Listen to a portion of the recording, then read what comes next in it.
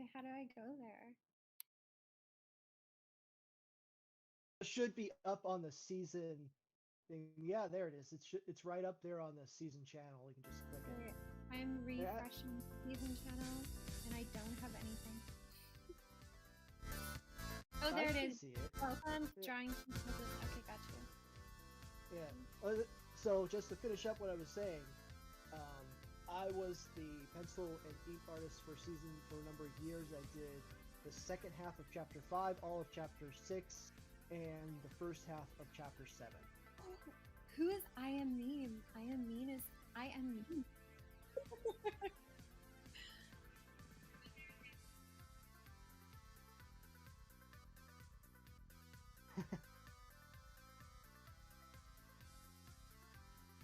I don't hear any music.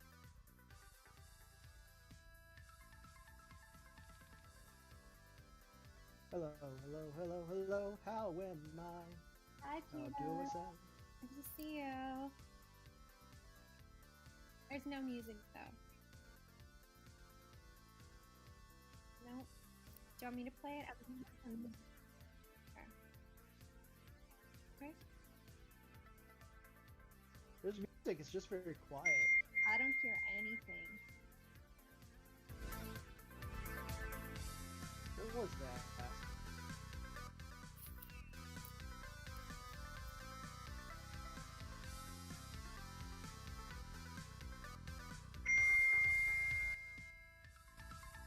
Ow! What is that? Hey!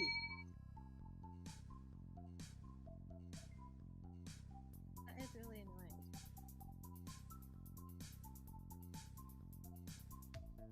How is the sound right now, guys? The music, our voices. How is it all mixing together for you? Would you like the music a little louder? Would you like our voices a little louder, a little quieter? Let us know.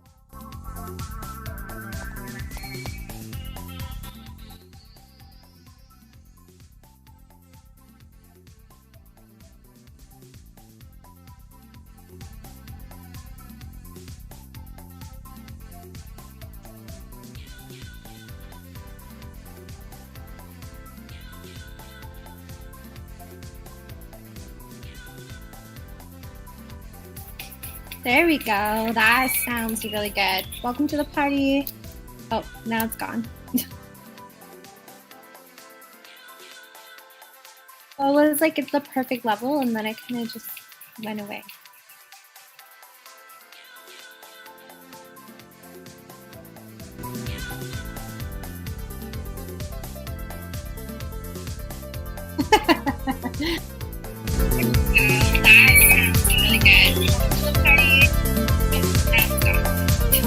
Oddly enough, I can hear.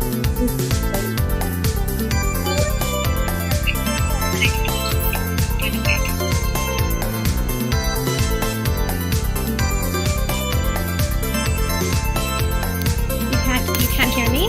Take this opportunity to introduce ourselves. Hi everybody, I'm Tim Campbell. I'm the art director of the project. And the one trying to sort out the music right now is Keith, who is doing the stream today, our animation director. And the lovely lady with us today is Megan, who is our admin and social media coordinator. Hi everybody, welcome.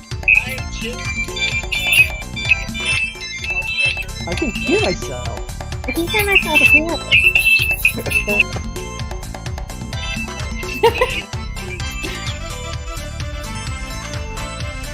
I think I'm hearing myself through Megan. Hold on, I'm gonna put headphones on, guys. I'll be right back, okay? Alright.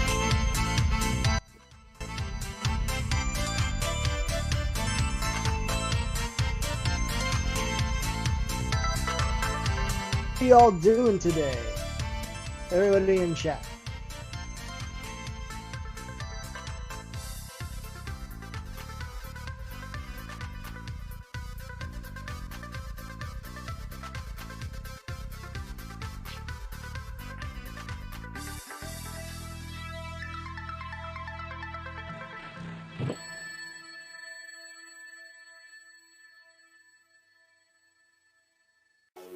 Of course he does.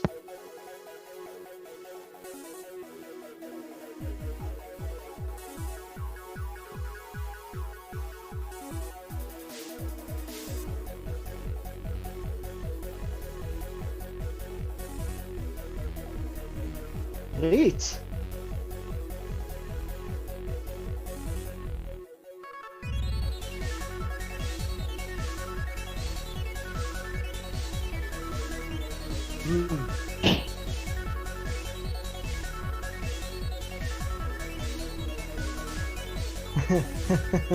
It's midnight right now for Keith, by the way, guys. Almost 1.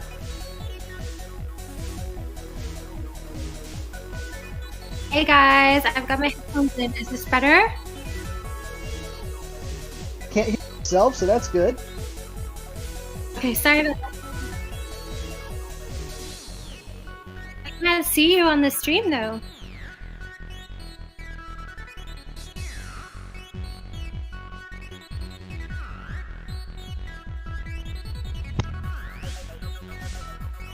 Yeah, this is a bit of a delay on the stream. But yeah, everybody, if we talk about something like, and then like it comes up a little later, there's a little bit of a delay between what we're talking about and what appears on screen. We are looking at the live stream as it's happening as well. So Keith is the only one who is like up to date on everything as he talks. The rest of us have to watch the stream with you.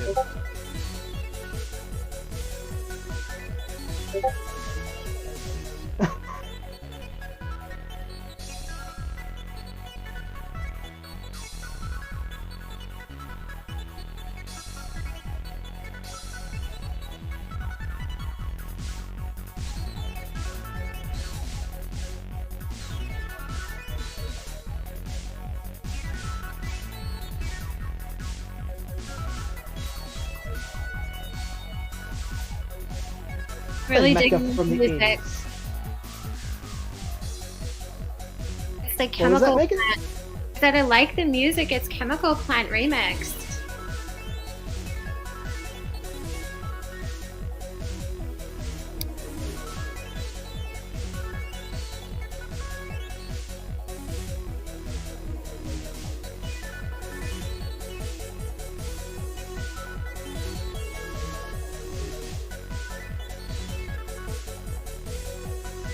You mean put in the chat the link to the playlist?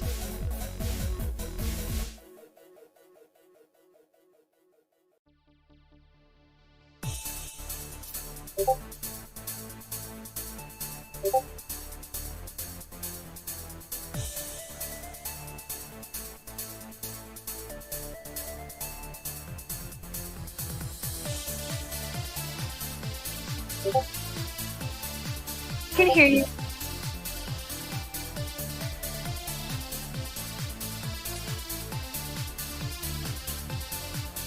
You can check your own volume in the OBS.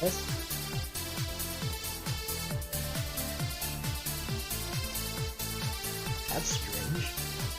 We're getting a lot of requests for I am meme in the chat. I'm so surprised anybody remembers that guy. It's incredible.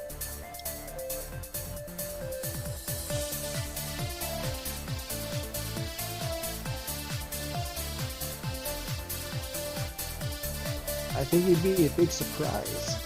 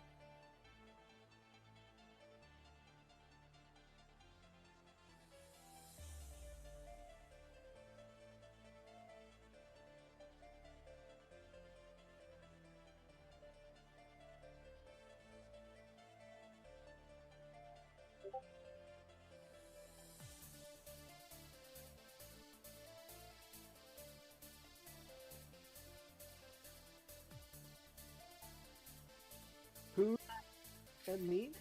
It's I Am Mean. And I Am Mean is a villain from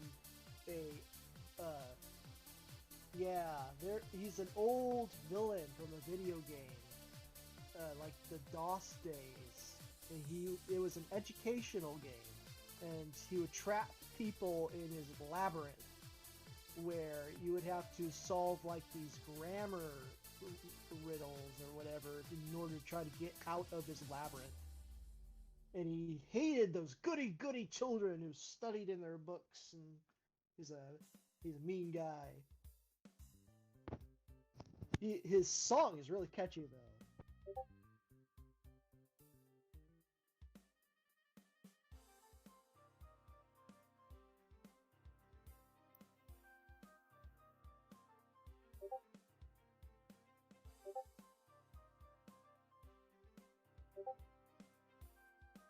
I think it has to do with Discord, actually. I think that it's giving us problems. Hello, I'm talking so that we can sort out these audio problems. Audio problems are not good.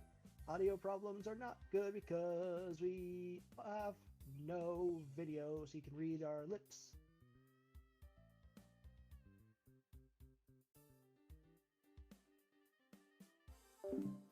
Let's check.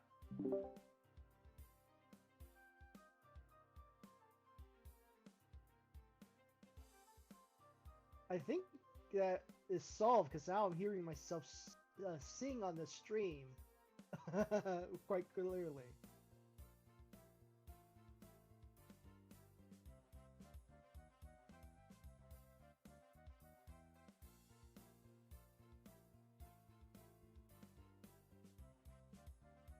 Right.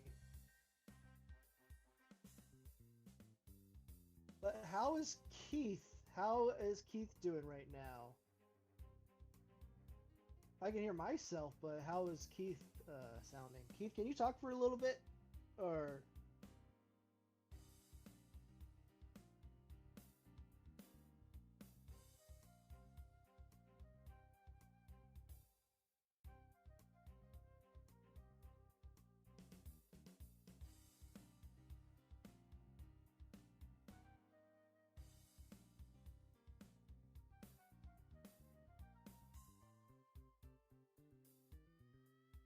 Yeah, I can't hear you at all, Keith.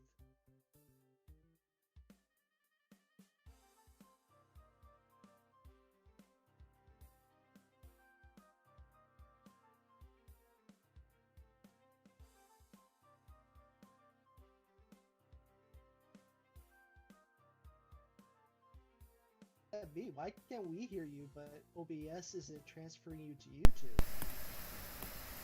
Ah, is that better? Okay, my OBS wasn't using my microphone to record my sound. It was using, I don't know, something else.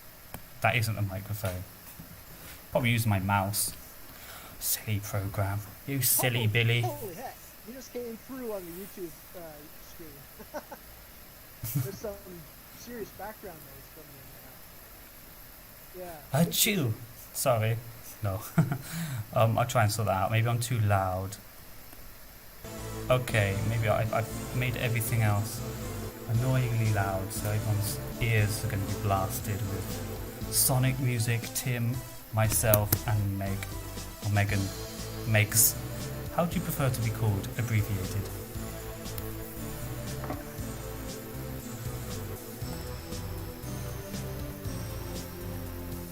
Have we lost Megan?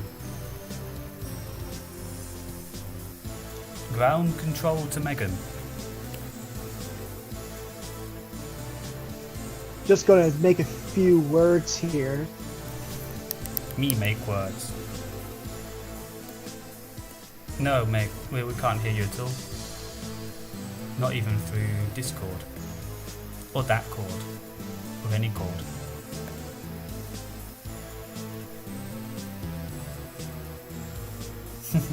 One problem after the next. Okay. Okay, Tim. No, I can't hear you, Megan. I'm gonna. Check to see if Discord had changed your mic over to something else, like default or something, and changed away from the mic. Sometimes it... Oh, you're muted there.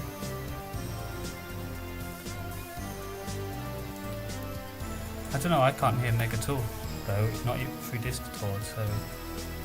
And she's not muted. I don't think so, anyway. Wait, let me see.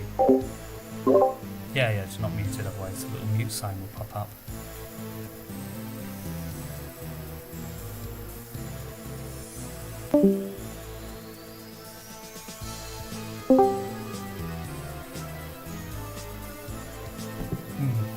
Well, will you get that sorted out? Make sure to check your... Yeah, get that sorted. Make sure to check your voice settings to see if it's still on your mic.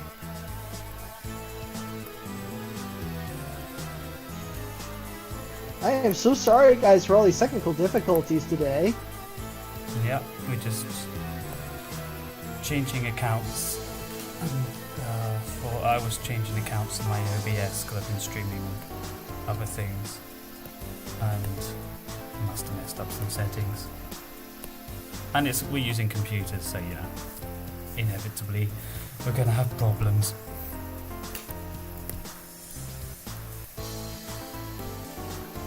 Right now, let me see. I was going to do some.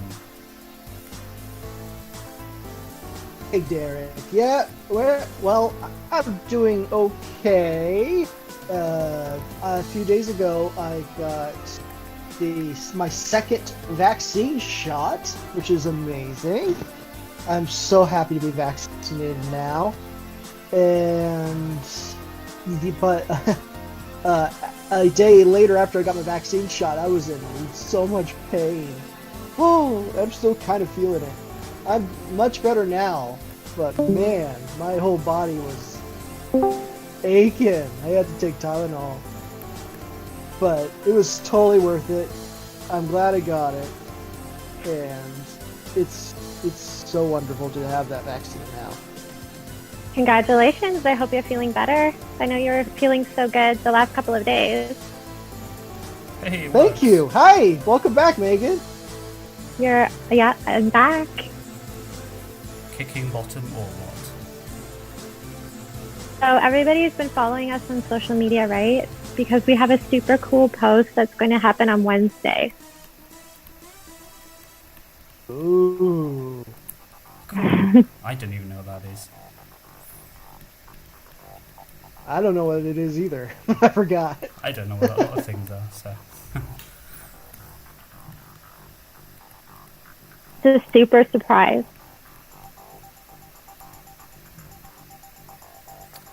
So that's how I have been. How are you, Keith?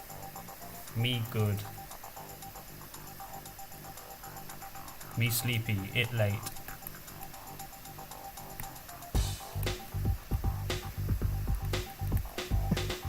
And how about you, Megan? What about me? How you doing? Oh, I'm not bad. I mean, in Canada, we are locked down.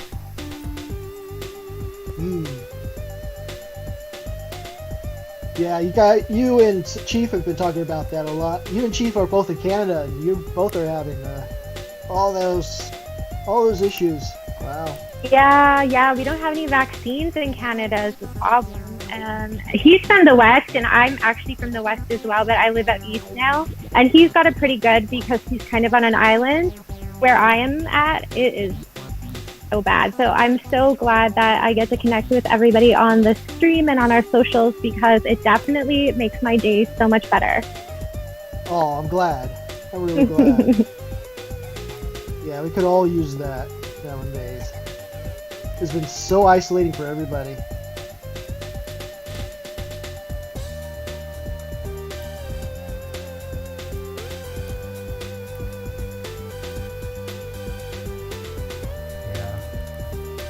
Well, it seems we have warded off I am mean.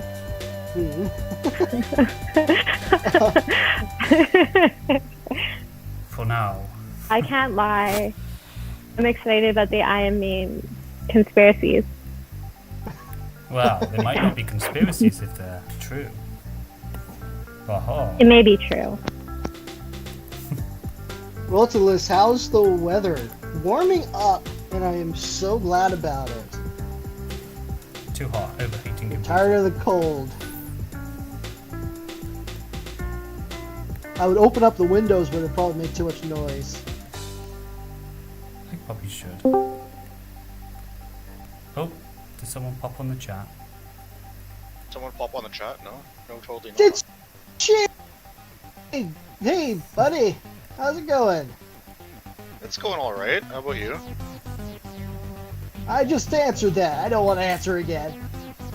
Oh well. I'm good, I'm good. Hi, Chief. Hello.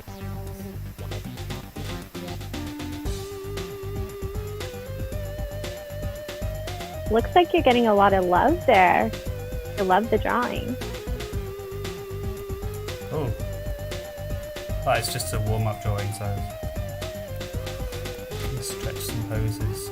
It's a bit meh. But thanks, guys. Lubby says, I love how fast you're able to draw. Hopefully I'll reach that speed someday.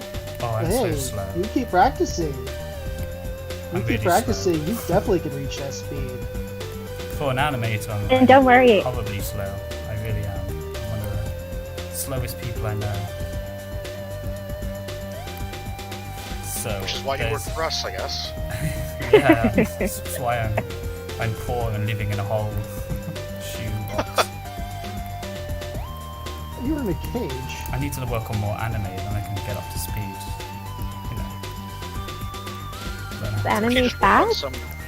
well, the people work on anime. Anime artists are the fastest workers that exist in the world of animation, just due to how badly they're paid and how fast Oh, they have to work just to make rent and eat. If you like, oh, is it piecework? sorry, is it? You got You paid paid by by the piece. piece? Yeah. Yeah. And they're freelance, so they're not paid a wage. So their salary or whatever they're paid doesn't fall under the usual laws and regulations, so they get paid a lot less. Bye, Peter. See you soon. What does I Am Me look like? Looks like basically that other wizard. Why is it my tongue right now? Hey, it looks something like Tim, come on, help me out. Beg your pardon? What's that other wizard in Saturday AM? Lazar. Azar. Lazar. Yeah, I'm gonna okay. put up some reference because I have no idea what he looks like. Oh, yeah, I remember him. Yeah, I mean, looks similar to him. He does look similar. That's probably where this whole rumor started. Like, probably. But now we have to add an educational character into this, so there we go. A computer of my choosing. I honestly never heard of I Am Me before. Like, the only educational game whatever I ever played was Midnight Rescue. I remember Rita Rabbit. Do you remember that? Or like the Oregon Trail? Yes, I do remember that. Yeah, because I should. Sorry, go ahead. What computers did you have in elementary school? Was it all Macintosh or? It was all Mac, baby. Yeah, it was. That's all I had in elementary school. I had the black and white Mac still though. Oh my! Please stop it! You're making it. They're gonna know how old we are without saying how old we are. I'm Oh, shit. 73. Wait, I'll show a photo of what I currently look like, not taken 15 years ago. Honest. No, I won't show it actually. Yeah. Oh, the joys of getting older. Don't say it. Hey, you're older than I am, so. Oh, oof. Oh. No, I'm leaving this conversation. Not very nice today, am I? Not really. Thought we were friends, man. I mean, you're so young. Just make some distance between Very us. strong. Chief is the real Iron Man. He is. Me? Yes, because I'm so educational. I teach people so much. No, it's because you're a bully. You're a bully. A bully. I can live with that. I think Keith Strong's are. What are you even drawing right now? I don't think. What is that? A chicken? No, he's drawing Lazar. He is, yeah. I love Sonic though. He looks dope. Where's Tim? He's very quiet. Sorry. Fuck. He's drawing too, that's why. Oh, right, he is. Yeah, you got me in the middle of my work day, so I'm trying to do work while I'm chatting with you guys. Maybe we have Mr. Will in here. I'm supposed to be in here. I fell asleep. Who's that? Next. Oh, next. Yeah, I bet you he did. Doesn't he stay up all night? Yeah, like this morning he was awake for like 29 hours or something like that. Oh man, insomnia. Oh, no, because he just coffees through everything. I think I was talking to him. Yeah. What time was it? I think it was like 3 a.m. my time or something like that, and I was talking to him for a couple minutes, and he was up for like 29 hours at that point. Oy, So if anyone wants Derek. to know, next is our local, he just doesn't sleep. He has like 0 sleep schedule, and he just draws constantly. yeah, guys, don't do that. I mean, such temptation to do stuff like that. You've got to stay healthy while you're trying to do your career. You do stuff like that where you're staying up all night and all day, and That's why he's you're addicted taking to unhealthy habits. You're gonna burn yourself out. Well, You're gonna to burn be yourself fair, out so bad. their lockdown in the UK is worse than ours, so I don't think he has anything else to do at this time. No, Sleep. That's something to do. Is sleep. why sleep when you can just make like 15 pots of coffee a day like he does and just carry on? Okay, I can't lie. I think I had like 3 Tims today. Did you For all of you, yeah, I did. For everyone wondering what a Tim is, it's Tim Hortons, which is a Canadian sort of icon for coffee. My Tim Hortons is too far away. Where I'm living, there's one in every corner, like Starbucks. We honestly just got a Tim Hortons like 8 years ago. Honestly, out in the West, Tim Hortons is not a thing. Like, it was not a thing. But when I moved out east here, they like live, breathe, and eat Tim Hortons. Oh no, because back, yeah, It's always like full. you said, like every single corner's gonna have one. Yeah. That's where it originated, yeah.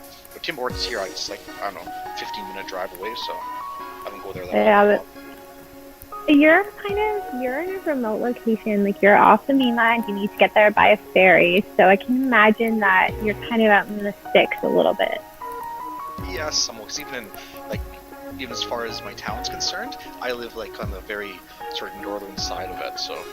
Hey guys, can we stop the Russian? I don't know why we're talking Russian here. It's fine. Oh, and Derek actually wrote a really nice message. If we want to read that out, Tim. Yeah, please read out stuff, because I'm not allowed, I can't actually look at any of it. So Derek wrote, "You're the best YouTuber on your channel, and that's why I subscribe to your channel." Thank you, Derek. We love that. So much, Derek. Which one of us is the best? There can only be one. Clearly it's me.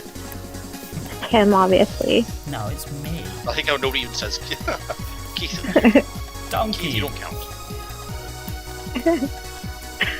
Keith sounds the most refined because he has a British accent. And I drink tea. Confuse me. He's a British accent, he drinks tea, and he lives in Italy. Oh wow, he's very posh. Oh yes. I laugh. That's a good one. Lubby, the reason we don't want Russian is because we want to be able to speak with you guys and interact. And we know speaky Russian. Only Spanish, English, Italian, bit of German, some Chinese. What do you guys know? Yeah, okay, Really bad Canadian French. Canadian French. I know French. I know English, that's it. I know a little bit of French, but not a whole lot. There's stuff that I had in Je parle français un petit peu. Yeah, I don't know what you said. What did you say about my mother? Nothing. Yeah, thanks, Lubby.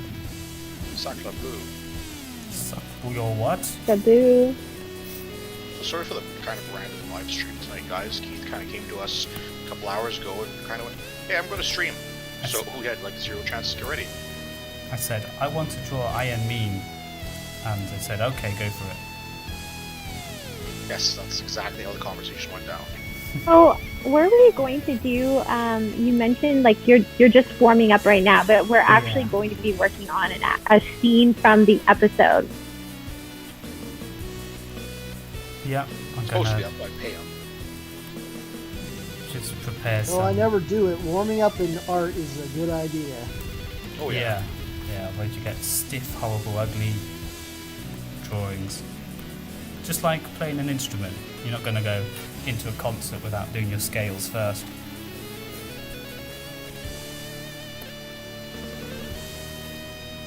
I just jump into it. Go for it. Yeah, you can definitely ask us ideas, Mecha.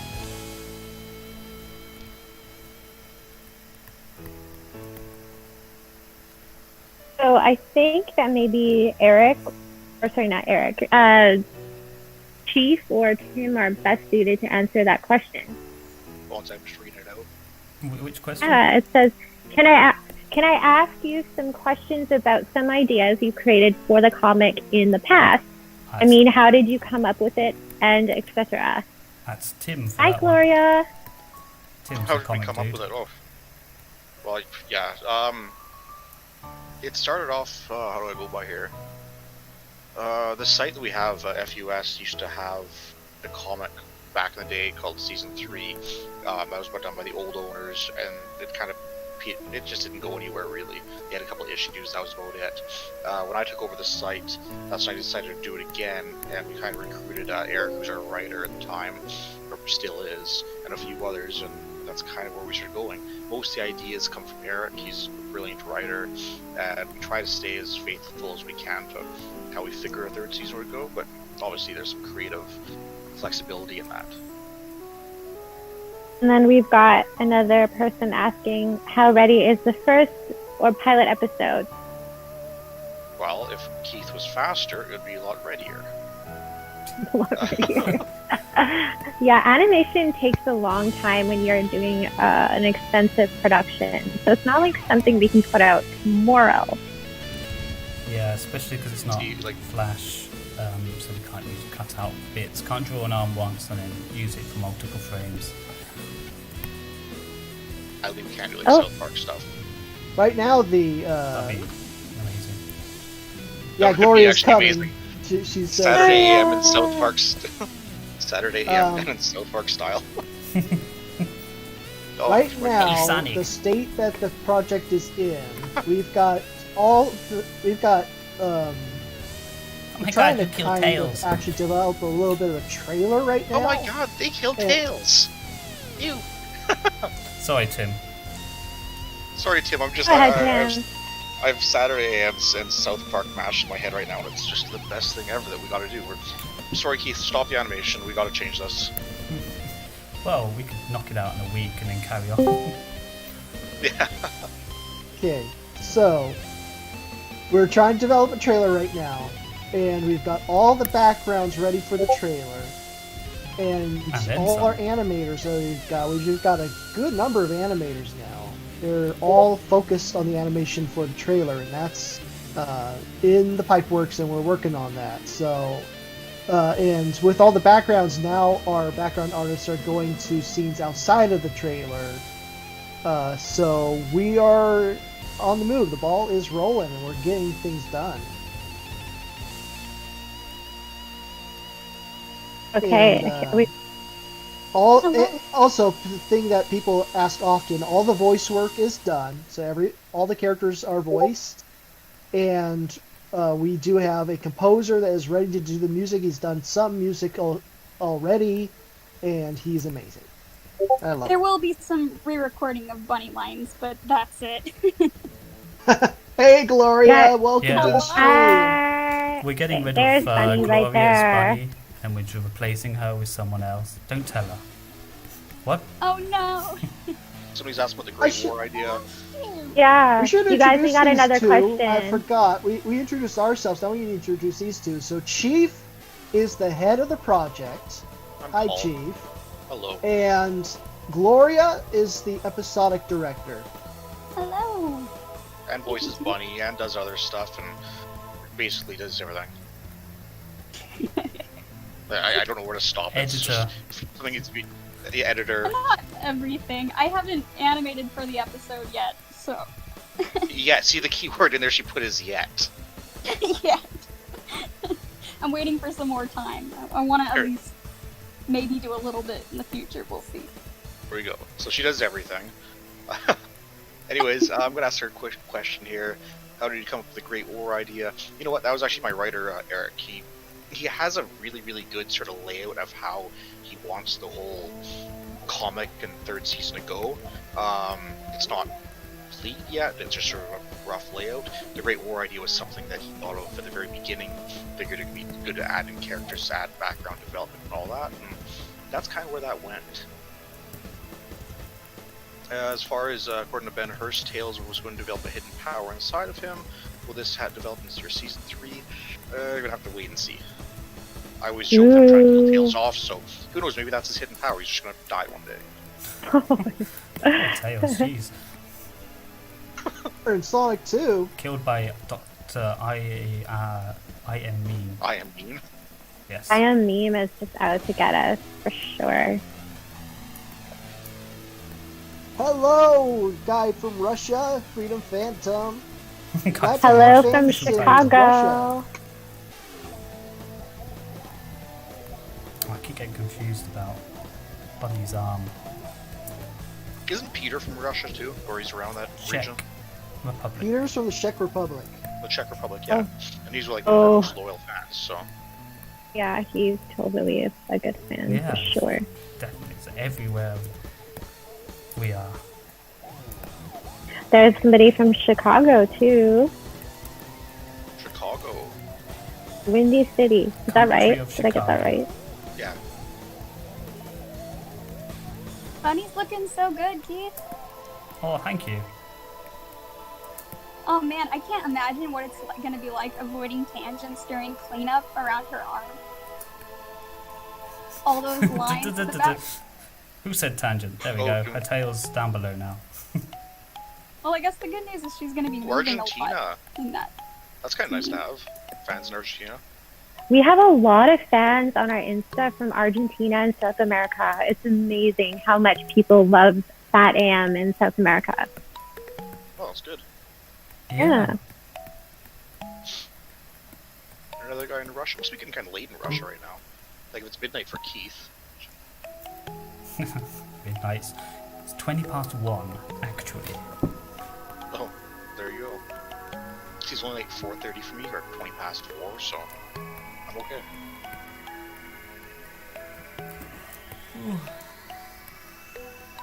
Does anyone have any more questions that we can help answer?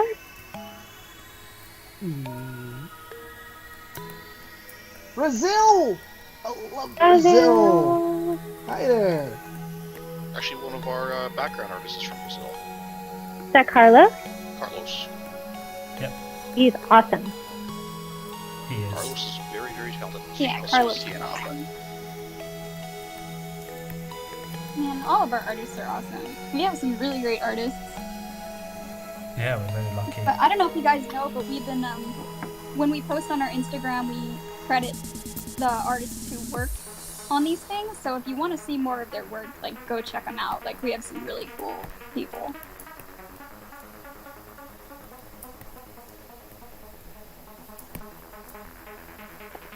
I have to admit that after joining this team, it was so amazing to see the type of talent that we have acquired for this project, including mostly Gloria. So, big hand for her. I'm just kidding. Everybody is great. Like, it's too sweet. Stop. No. Honestly, this project is just amazing. Like, so much about it. Like, all the people are great, but like, but the things that we're just creating, like, Keith just dropped a bunch of animation from our animators. Just you know, I hadn't even seen it, and just casually just, oh yeah, here's this, by the way, and I'm like, this is beautiful. What am I looking at? So you guys are in for a treat. We have another Canadian. Yay!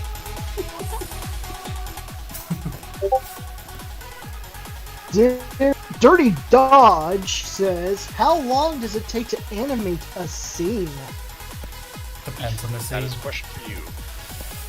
Oh, depends on the scene, I guess. So this is all traditional, and I don't know. Let's see. What's professional rate? About 2 seconds a day. That's 8 hours. But we're not hitting that because we obviously can't afford to attract people to work for us full time, so they're mostly sticking us in between all the other freelance projects. How many animators we got now? Or have we been both worked with us? I think it's probably around like 8 or so now. Yeah, 8. So That's what I was thinking. oops. All at various times. We have about 1 or 2 of them that work pretty steady-ish, and then the other ones sort of fit us in where we can, or they can, I guess. Yeah, in case you guys want a better idea on like how long it takes to do something like this, we're doing I believe it's 25 frames a second. So for every second, you're gonna get 25 drawings, unless they're on a hold. But that's Yeah, so in a 2-second area, you're looking at 50 individual drawings. yeah. So Yeah. imagine sitting down and drawing that much, however much time it takes to do that.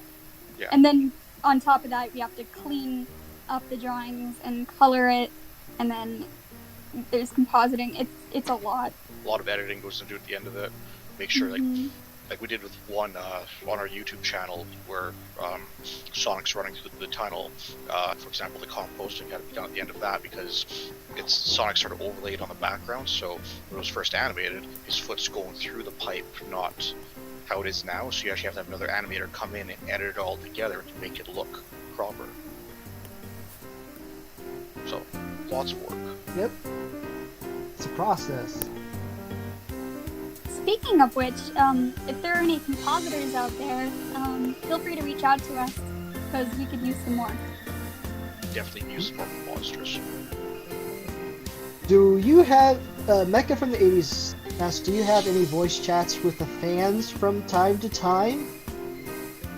I suppose we do. I mean, we of course have these streams, Oh, but this- on our Discord,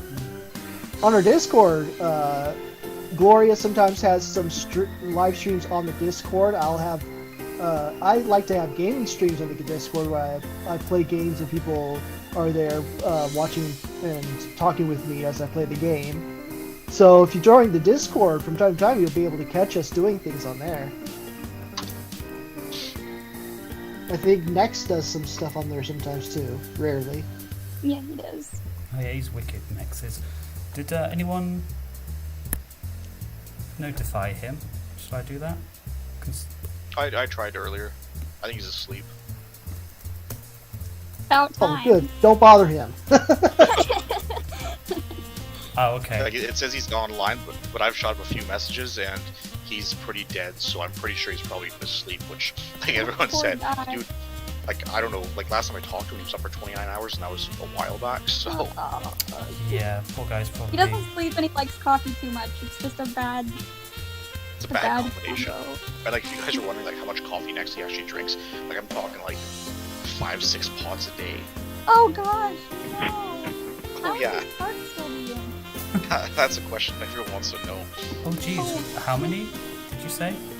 Oh, probably like 5 or 6 pots a day. Pots. Wait. Pots. Are you? Sorry, The dude just this dude lives off coffee. That's all he lives off is coffee and drawing. how much is that in espresso terms? Pot probably is like 8 cups. Oh, okay, it's 5 cups. That's a lot. It's a lot. Hi from the UK. Hello, System 509 from the UK. Someone's asking you about our Discord. If you can find our Patreon, there's a link to our Patreon on our Twitter. Maybe I should just post the link to the Patreon in the chat. But the Patreon has a link to our Discord that you can join. It's in the description. It's if you go to the description all the way down, there's like these ring pictures, and one of them has the Patreon symbol in the middle of the ring. You can click that image, and it'll take you to our Discord. Patreon. Get the link here and put it into the chat. I'll just link the Discord in the chat.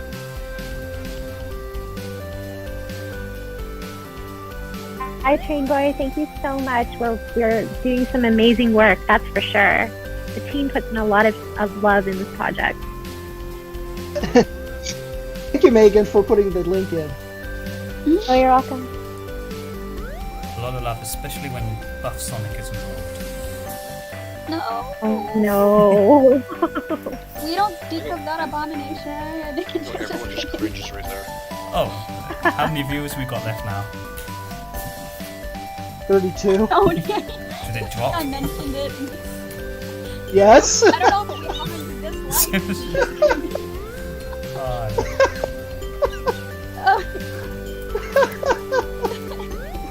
Thanks, Keith.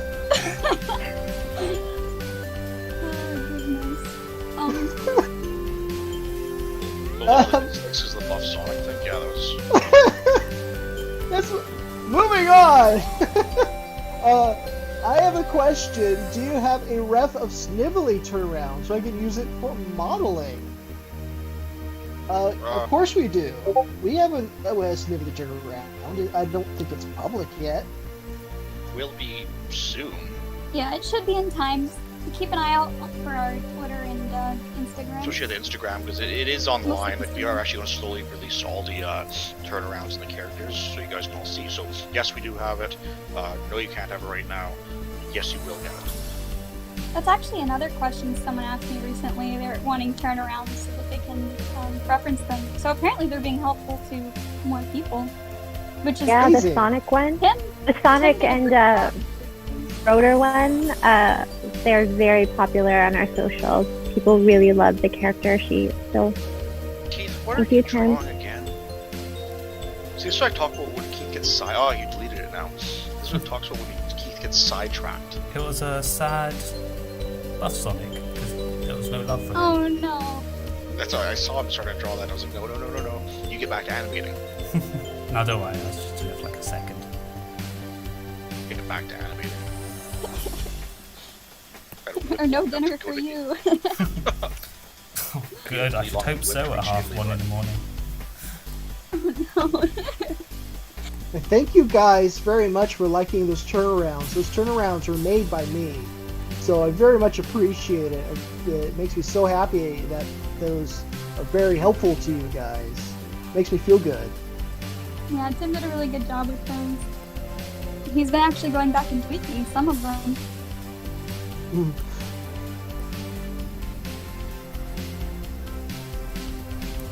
So Megan's our newest recruit of the team. Kind of went over. She's our our admin stuff, our social media, and basically her job is to make sure that I do my job. Yeah.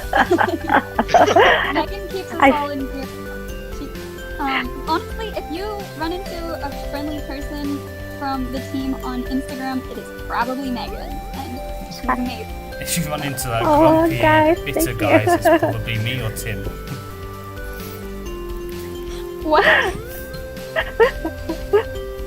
That's him. Just kidding.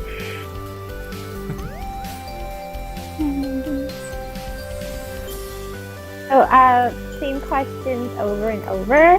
How far have we come and how long does it take to make animation? I think we just explained that a couple minutes ago, but maybe Gloria or other members of the team have a too long didn't read version of that. Animation, like we sort of spend a while, like it really depends on what kind you're doing, the frames you're doing, and all that stuff. Because, like I said, we're doing 25 frames a second, so you have to make 25 individual drawings. Then, we normally hold them on on. twos, but yeah, for fast actions we put on ones. Yeah. Yeah. So, and then as far as how... Carry on. Carry on, Keith. No, I was just going to say, Carry on. it's very difficult for us to actually say how much or how fast we're going due to... Sorry, I'll stop drawing a second. It's hard to calculate our speed on average just because the nature of the project being fan-based. If we got everyone in the studio, we'd be able to say, okay, we're cranking out this much, but we'll probably pick up the speed a bit and then continue like this. But for now, we're just like, they've got time, this animator's got time, we've got a new animator coming on, it's always up and down. So, if that makes sense. We do what we can when we can. But after the we've mentioned the trailer, haven't we? After the trailer's been finished, we will then be able to speed up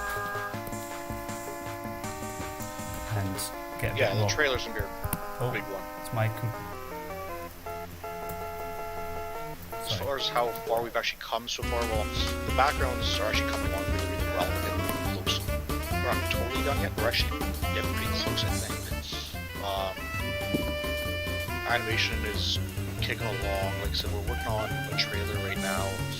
It's how long is it for? About a minute and a half? less than a minute, but we're doing more than a minute animation because the trailer is... Gloria's voice got really low. Whose voice? Gloria's voice got really low. Chief asked for Gloria's opinion, and all of a sudden this really low voice came in and answered the question. Sorry, I can't hear too well, but just the sounds. But yeah, you answered.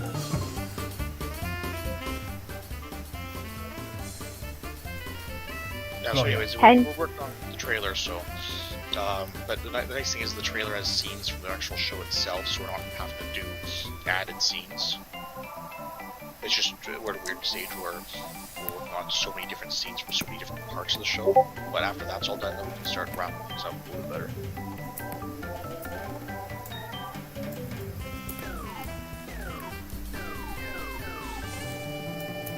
So guys, Zero is asking, what program do you use to animate with? Several different ones. It depends on the animator. We have like specific programs for cleanup, but for animation, it doesn't really matter what program. Or even we have an animator who works traditionally on paper, so it doesn't really matter what they use as long as they can get the timing and the motion right. So it can be gone over for cleanup. Speaking of traditionally on paper, for those who are on our Patreon, and this is a good reason to get it, I posted a bit of a video earlier today on Patreon, so go watch it. Ooh.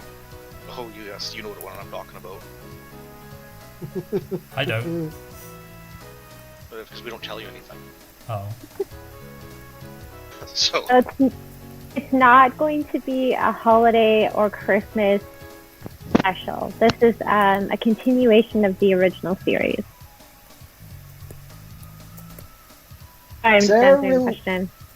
Sarah Lenny asks, can you share a favorite piece of Satam Sonic lore?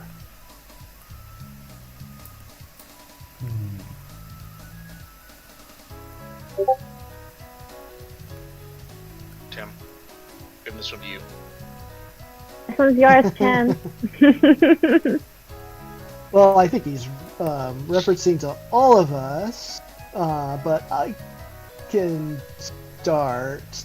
There's a lot of things about Satam that I like, so it's hard to pinpoint exactly which part of the lore because the whole universe is so cool and so 90s. I guess I love how each universe in the olden days would do their own interpretation of the Chaos Emeralds, you know? And the comics, for example, they had this interpretation that there was like millions of Chaos Emeralds and they're all green and they were just all over the place.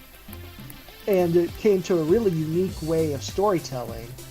This is where Satam, instead of doing Chaos Emeralds, they would have like these, what do you call them?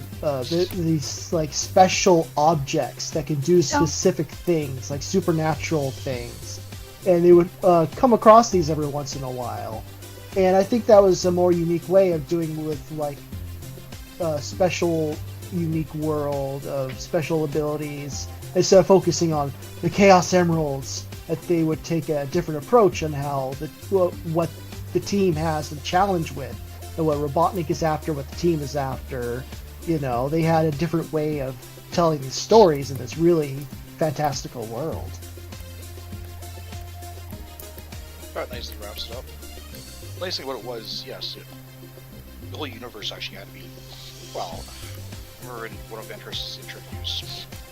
How do you take a video game and turn it into a full-on cartoon with a huge backstory, the whole universe surrounding it? That's why the Satam Bible helped out with all that stuff, because somebody actually had to create an entire universe from scratch, which I can't imagine is that easy.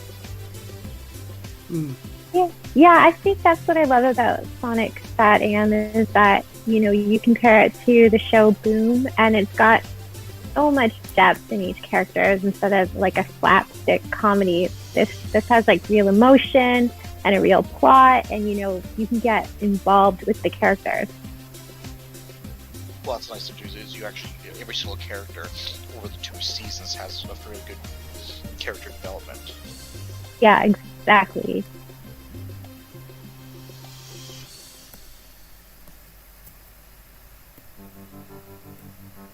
So, Renna Rouge 2345 asks, who is your favorite Satam character? Mine is Bunnie Rabbot and Sonic. Rotor. Rotor's always been my favorite. I don't know. Well, Sonic is always going to be my number one. I think Tails is cuter though. Yeah, I think that's true. Like, my favorite character is almost always Sonic. But I've always loved Sally when I was younger. But now I also love Bunnie. So, like, I don't think I can really choose anymore. It's too hard. Sally is also one of my favorites. Yeah, Love Sally. I always liked her because it was so great to see like a female lead character who was an overthinker. Because like overthinking has always been one of my big struggles. And just to see another character that was like that was always super cool.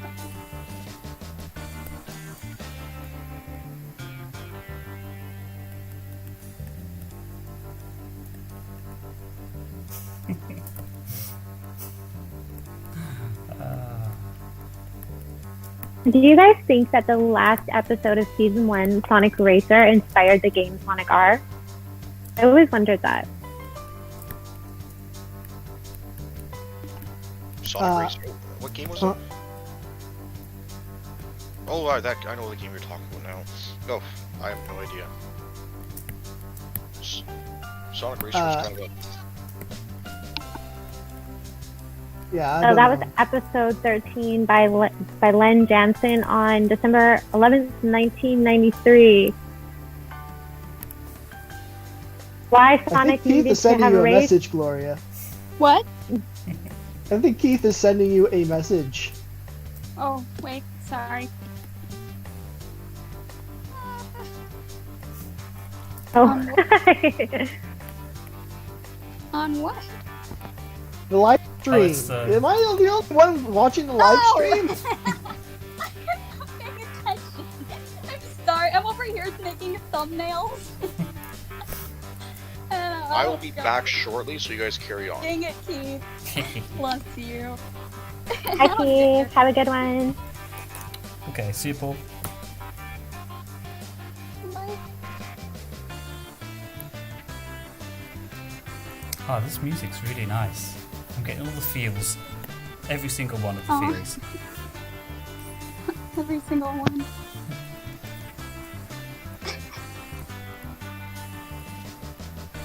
Caleb, I need to watch these when Sally's being drawn. I find her so difficult to draw consistently. Oh, well. I agree. She Fair. is one of the hardest characters to draw. Here she is. I think Bunnie's one of the hardest characters. She's so detailed. And her eyeshadow?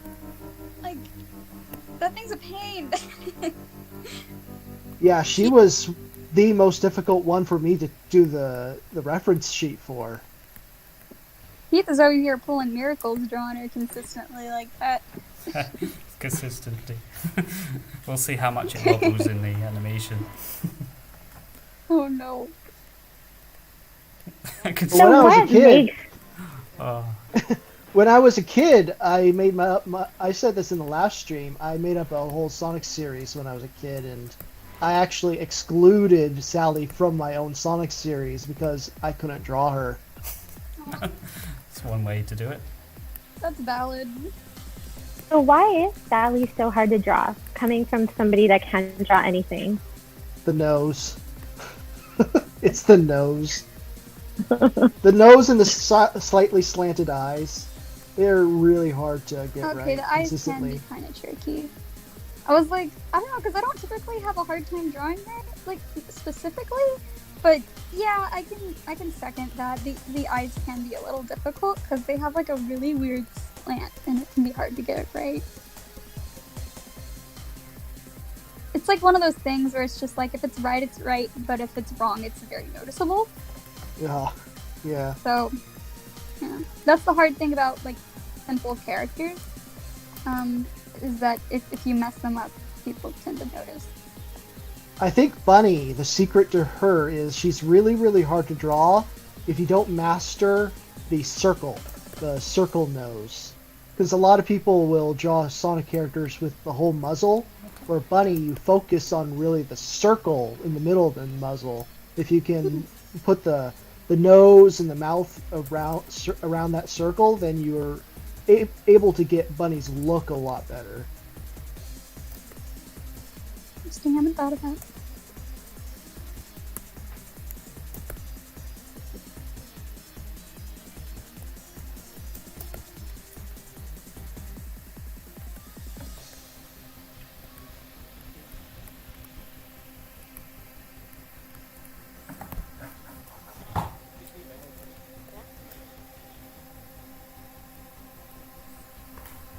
Here's a tip. Just trace all the Bunnie pictures you like, all the Sally pictures you like, and it will be much easier.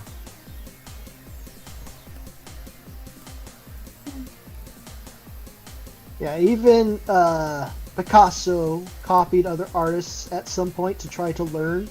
It's not, I mean, don't do it when you're trying to do, Nah, Picasso was just a genius. As soon as he was out of his mummy's belly, he was drawing life drawings as better than the best masters. But so it's okay to copy when you're just practicing, where you're trying to learn styles and stuff. Picasso would go look at another person's artwork and like, I love how that looks. I want to learn what that guy is doing. So he would copy that other artist and do what he was doing, so that he could kind of absorb what he was doing into his own stuff. And that's the kind of stuff that we as artists, it's okay to do that too. And then when you do stuff for other people or do your own art, then you take what you learn and kind of put it through your own filter to make your own stuff, if that makes sense. Here's a second. So we're here with David Lloyd. David. May I call you David? Call me whatever you want. I'm going to change the music 'cause it's gone a bit weird. I wonder how many of our viewers and chatters are artists themselves. Yeah. Who in here are artists?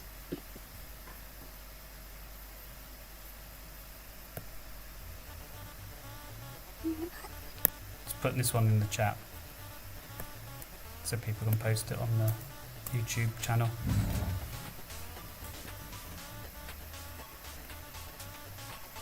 Ooh, Sonic CD mix. I like that. I had a good soundtrack. Oh, I'm having a lot of difficulties with these poses. Speaking of how difficult they are to draw. I just can't think and do. I can't talk and think at the same time.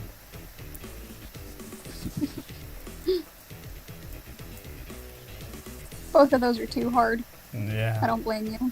I'm too stupid. Oof. George says he's an artist.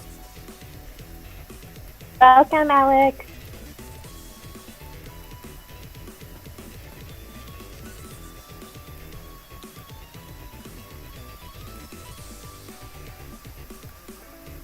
Been seeing all the fan art that's coming in, being submitted to our social medias. Yeah, we had some really great work from our fans. So if you guys are artists, can you submit your work for us for our Friday fan art? We can replace Keith. Good luck. I just came into the right moment to hear that. Disappear for a bit, come back. We're talking about trying to get more people, and you know what? Hey, let's replace Keith. Or we can just clone Gloria. Paul loves giving us heart attacks. Oh, like last It's like his favorite thing to do. He'll just come in with bad news, and then we believe him, of course. Bad news, and everybody. Then he's like, no, I'm just kidding. Fair, because yesterday I was really sore from the muscle aches I got from the vaccine. And then he does that to me. Makes me all tense up. Like, what? It's Well, not I was even bored. Cold, and he's like traumatizing us. Oh, it's fun. Need my entertainment somehow. He's a monster. No, Keith is irreplaceable. That's true. Keith is not replaceable. We cannot replace Keith. True. But we can 'Cause I find have no better money people for to it. replace Keith. That's true. We have no money. So, we need a guy that basically gets paid by, like, soda crackers, and that's about it. Yeah, so if you guys don't know, most of us are volunteers here. We're doing it for the love of the show. Absolutely. Yeah, the only people that get any money are the artists. All the money that comes into our project, every cent of it, goes towards the creative artists that actually doing the work. Or We don't get any give money us- out of it. Keith might actually be able to get a can of soup with his crackers next. Dream on. Yeah, that's not gonna happen. Sorry, Keith. So I got better food over here. Oh, you and your Gosh, Italian Bunnie food. looks so sassy. I love it. Yeah, I Right tried now in this scene, yes. Perfect. something about her that's way off, but I'll fix that out when I stick a more model later. Okay, I'll be back in about 15 minutes, guys. I gotta do something quickly, but I shall Okay. return. Bye. Chief, We'll be bye. there. Here's some models. Oh,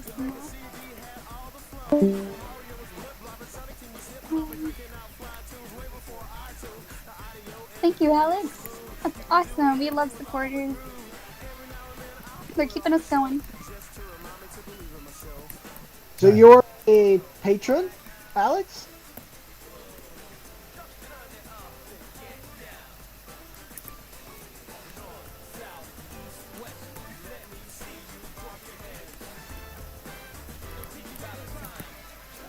We actually have some of our Patreons on our Instagram, and it's really nice to hear from them. I try to pin their posts because they always say really nice things about supporting the project. And we really, really do appreciate all of our fans that, help us with this. It's awesome. So awesome.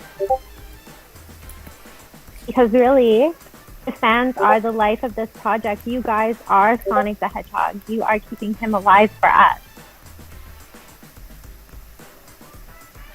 Honestly, like, I feel like fans really are what's keeping, even in general, even outside of SatAM, there's been, like, a lot of hiccups and some of, like, a lot of things to do with Sonic, but I think the main thing keeping, like, the stories going is the fans who want to believe it's, you know, even better than it is. Oops. And so they make it better. And, so yeah, Megan's totally right. Like, you guys are keeping it going. Yeah, that's exactly what I meant. Not just the SatAM canon, but just Sonic in general. I think that he has been so successful because he's sort of a character or a hero that you can make your own hero. Yeah. And that's probably why I love him, you know? He's so fluid, right? Mm-hmm. Be water, my You friend. can, like... What? No. Bad Bruce Lee impression. Be water, my Oh. friends. Because he's fluid, and water is fluid. Uh-oh. Oh. But, I'm gonna go now. Totally. I'll stick to what I know. Which is very little. No. Oh, and Gloria is actually a student, and she's almost finished school. So even though she's super busy with her final project, she's been helping us. So I just want everyone to know how much dedication goes into this. Always makes time. Everybody always makes time for this, which really makes my heart warm. So just so you guys know. Thank you, Megan. You're welcome. I feel like most of it, I mean, on the side I do a lot of, like, just, you know, like, critiques and notes, and every once in a while I'll do, like, some layouts for the background artists. But most of the contributions I've done usually are from when I'm on break. Like, over, like, summers or winter breaks. That's when I get the most time. That's awesome. Thank you so much for your dedication. Aw. Thank you, Megan. You're too You're kind. welcome. Yeah, speaking of which, I'm wrapping up my thesis film. It's called Chasing Light. You guys might want to keep an eye out for that. It's gonna be... It'll be premiering later this year. Get to see some of Gloria's extraordinary talent. Thank you, Tim.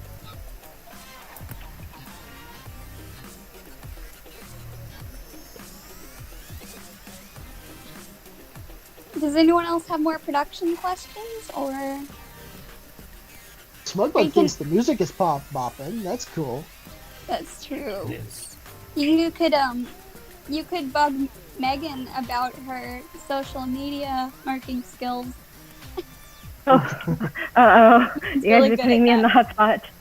Yeah, ask her questions about her experiences with this team and on the Instagram. True. Well, I have to say there's nothing more that makes me happy than seeing all the comments that you guys leave us. It actually puts a really big smile on my face. And it makes me excited to see that everyone else is excited for this too. So please like, share, comment. I do my best to keep in touch with everybody, and I love everything that you have to say.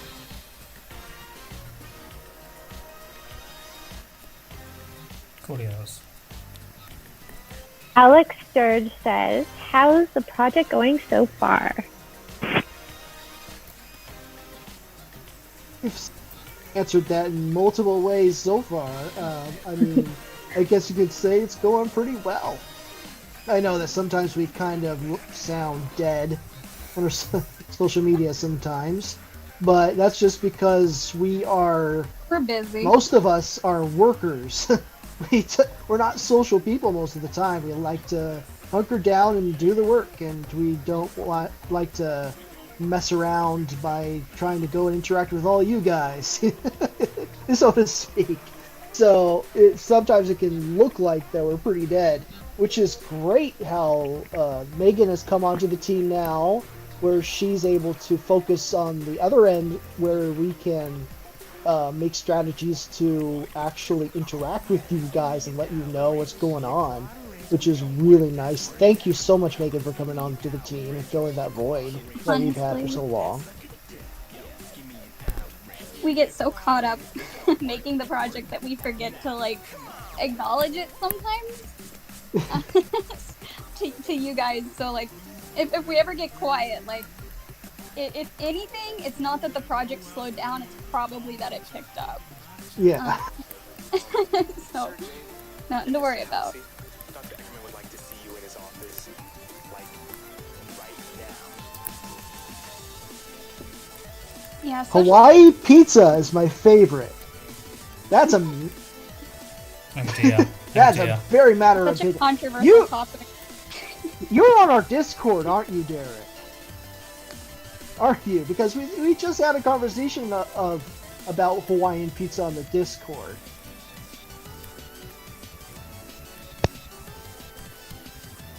Tell the truth, you're on the Discord, aren't you?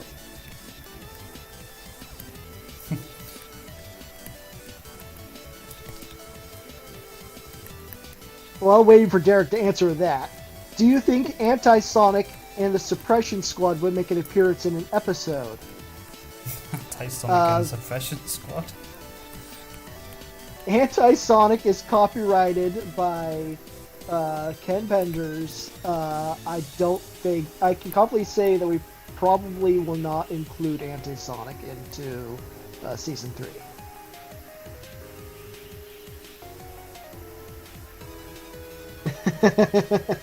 Yeah, I knew it, Derek. I knew it.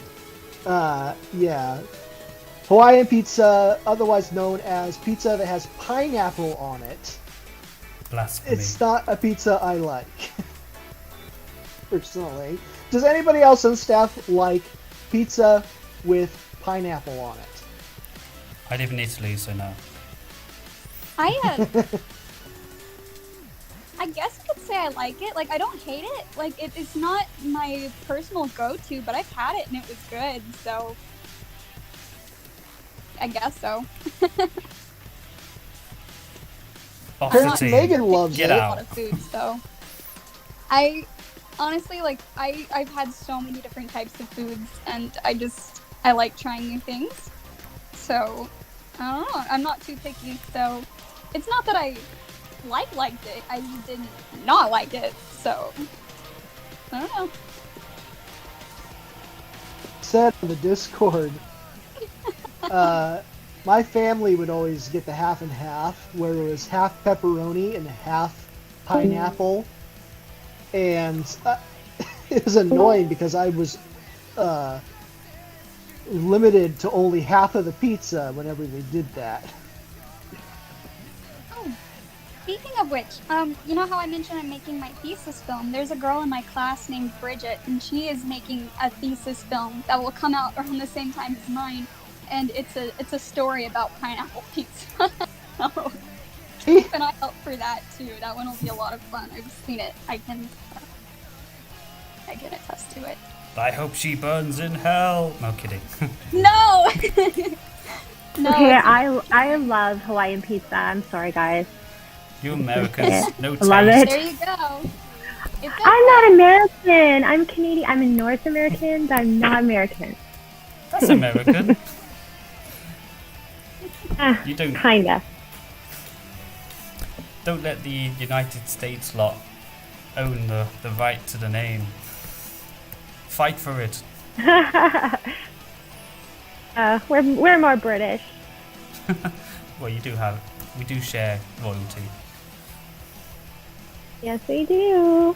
And we spell the same. We use the same English. Ah, you spell correctly, you mean? That's good, that's good. That's controversial. I know, I love starting fires. So you guys, I may have to come back in 10 minutes because I did not charge my headphones and they are on the fritz. Let me just see how much I've got left in them. I'll be back, don't worry. I got 4%. Ruh-roh. And then there were How about 3. Evil Clank with sharp teeth? Evil Clank with sharp teeth. I don't know what that is. I don't either, but there is another question about a villain from Mecha from the 80s, and he asks, have you ever had a problem with the villain? Like, you made him look cool and talk cool, but then you were all like, wait, the guy loses like 10 times in a row. We need to fix it fast. He is awful. That is very specific. Well, honestly, like, that is a common thing. Like, in Satam, like, the bad guys kind of always lose. At least Robotnik did. But the difference with our season is Snively, as you've actually followed through the series, Snively has always been, like, a little brighter than Robotnik. Like, he actually takes Sonic as a serious threat, whereas Robotnik was always like, I'm gonna get him this time, and he doesn't really think through the plan. He just kind of, like, does whatever, on the whim. But he'll be Snively back by actually thinks Christmas. through his plan. Thing about Sonic Satam, though, is that even though the Freedom Fighters technically always win, it's not ever a complete victory. Yeah. Like, the Robotnik still is in charge, and they don't have that complete victory until the end of Season 2, spoilers. Yeah, Robotnik, the very first episode, that's not the pilot episode, but the second episode, they have Cat, who got himself captured, and when Sonic went to go and save him, Cat was gone. He didn't get to actually save Cat. He lost him. And then at the end of the episode, he was able to get kind of revenge, but they lost that. And that's the thing about Satam, is they have story to them. It's not always a complete victory. There's always kind of a give and take. Yeah, it's true. I think the thing, though, is that, like, a lot of Robotnik's losses, like the one-on-one adventures, not like the overall battle, but like the one-on-one battles here and there that he frequently loses. The difference is that Snively, we imagine Snively would think through these things, and so when we were working on this series, we kind of thought about, Eric, our writer, of course, wrote it in a way that communicated that Snively is a little more prepared. But on our end, like, especially like on the art team, like, I remember I was storyboarding. It's actually within this room that Keith is working on. The way that I set up the basic design was that it was ready. Like, you see those cannons everywhere, and in case, like, anyone, there were characters in the room, so it was kind of like setting up. When I actually originally designed it, I put a bunch of traps everywhere, because I imagined Snively would do something like that, and he would be a character that's a little over-prepared. So I guess you could assume that Snively is probably a little bit more of a threat, because he thinks things through, rather than just let his anger get in the way.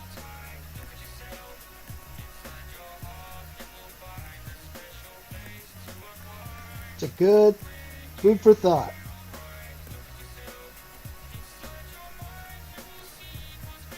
So we have a question from Frickfrack, and he's wondering if we'll be releasing the whole season at once or episodes one by one. Well, right now we're only focused on episode 1. That is our entire focus. And then after that, we will see what happens. We don't know, if we would work on the entire series and then release it all at once. If it was fan-made, we'll probably work on it one episode at a time as we go along. If it's not fan-made, then that's an entirely different story. But, I mean, it all depends. Right now, we're just focused on this episode. And this episode we're using as a pilot for all the rest. And this I am meme thing is going viral. I want to apologise for my drawings. It's very bad today. I'm really struggling with these poses for some No, they're reason. not. Yeah, I These am. are, that's how it is. When people animate, sometimes it's gotta be like loose and rough just to get the motion down. Oh, it's You're not just loose and rough, it's just pants. But hey, getting His there. pants. It's not looks true, good. Keith. She's not even wearing pants. That is true. True. At least she's got her vest this season.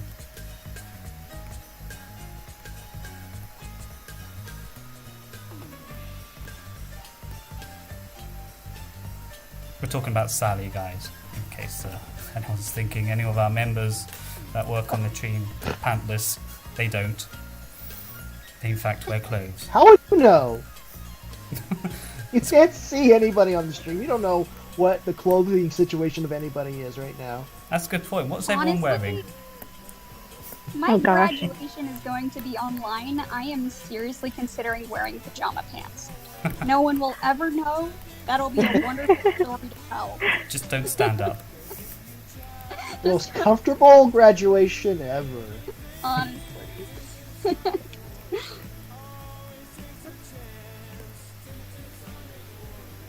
I am relaxed right now, sitting back with my iPad Pro, drawing on it, doing my work.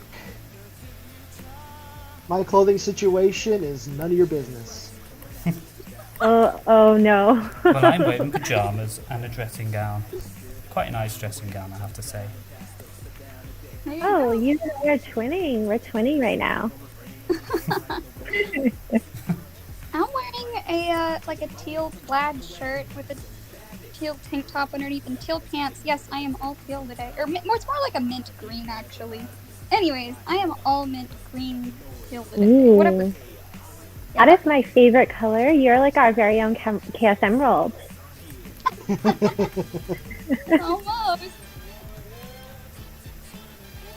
I like the colors. I'll come back to Sally. She's isn't that good. You just jump around on the character, so like if you get bored, you just go to the next one before finishing up the other one. Is that how it works? Not really, but that's what I'm doing now. I'm just not feeling it. But yeah.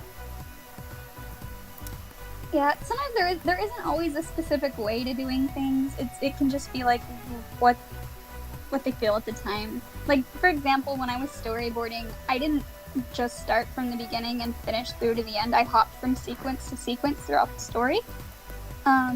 Just because, well, there was a few reasons. Like I think I started with the very beginning, and then I just hopped to other places to figure out like the mood. I think I did the beginning and the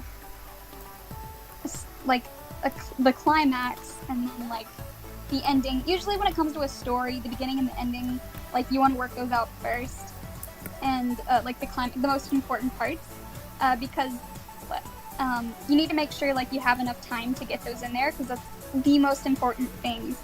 And so like when I was working on the middle of the story, if I was running out of time, I could just cut stuff out of it, and it wouldn't affect the impact of the ending in the beginning. So it's kind of like, it's like whatever works for you. And I know in other cases I have just jumped on scenes because I felt like boarding a certain one at that time instead of a different one.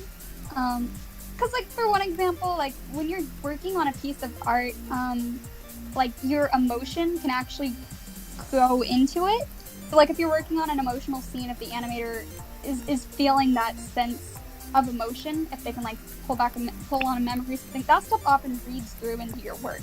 Oh yeah, definitely. There was a case when on the Roger Rabbit film, Richard Williams said that he wanted to have a younger, less experienced animator do the sequence where Roger Rabbit's mourning over his wife betraying him, or because that animator had just broken up with his girlfriend at the time, and he wanted to put his emotion to it, but the execs got someone more experienced on the scene. And Richard Williams was always, thinking that scene could have been better if the other guy was on it. Wow. That's totally true. It's a shame, but on the other hand, they probably saved that kid a lot of grief because often when animators have to do that, they actually have to pull those memories. Like I was animating a scene on my thesis film, and it's like a really sad moment, and so I pulled up a sad music playlist, and I worked on it the day that I was really going through something, and because of that, I feel like the impact of how I felt came through my animation, and it just makes a scene a little more comfortable. So if you are feeling a specific way and you have the option to work from choice of multiple scenes, it's better to work on the one that you are feeling in that moment because it'll read through and make that scene even more impactful. Called method acting, ladies and gentlemen. Yeah. Method acting for 2 weeks straight on one scene. Yeah. It can be pretty emotionally exhausting sometimes, so but it's the end product is usually worth it.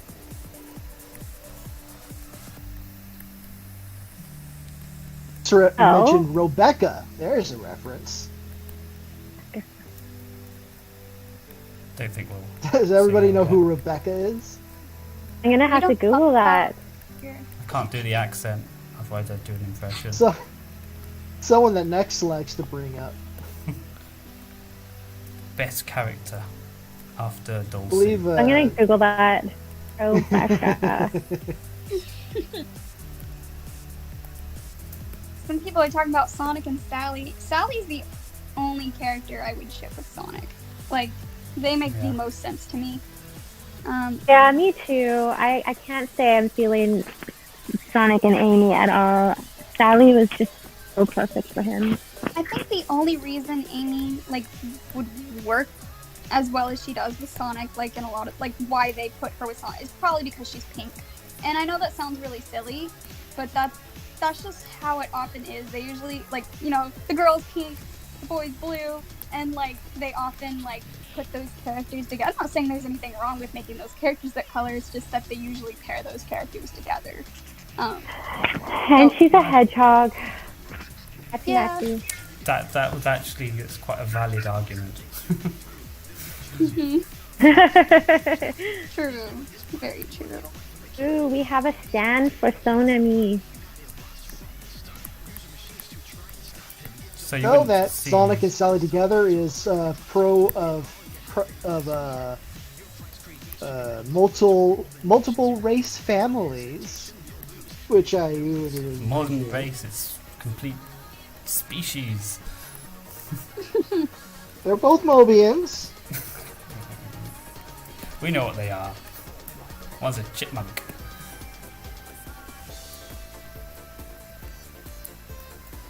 A pretty. I like Sonic and Sally together because they're. I would say it's Amy likes Sonic because, she likes how Sonic makes her feel.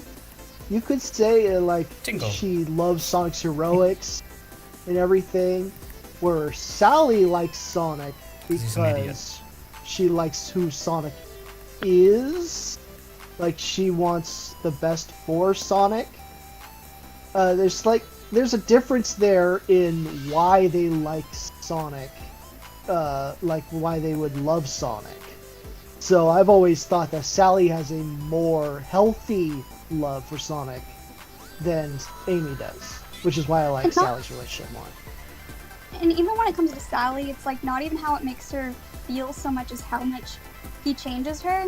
My favorite thing about their relationship is their contrast, and he's so laid back and she's a lot more uptight, and she's an overthinker and he's very spontaneous, and so they kind of contrast each other and they grow from being around each other, and that's my favorite part about it and why they I agree with you. I think they're the perfect balance.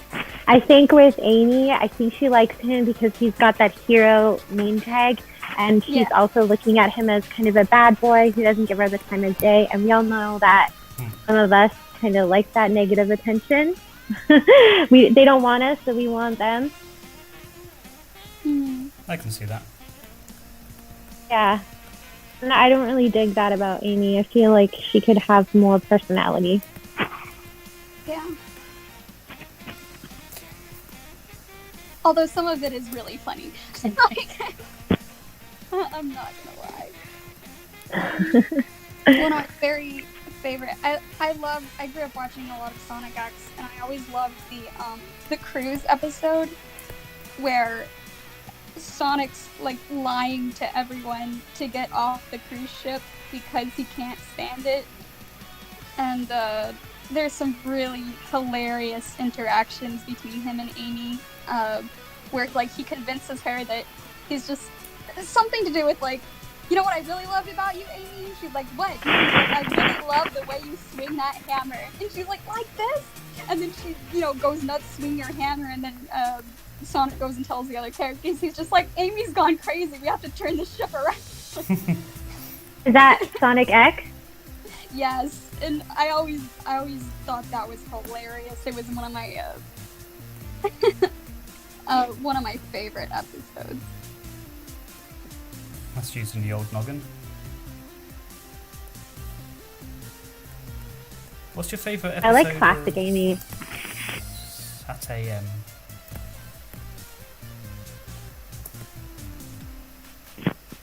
Blast to the past, baby. Oh yeah, well, that's an easy one to go to. Why? It was so good. You can't deny it. That's why it's an easy one. That's true. Gloria, have you got a favourite episode? That isn't... No, I think we talked about this before. I couldn't think of a favourite one. I have a favourite theme. Margarine! No.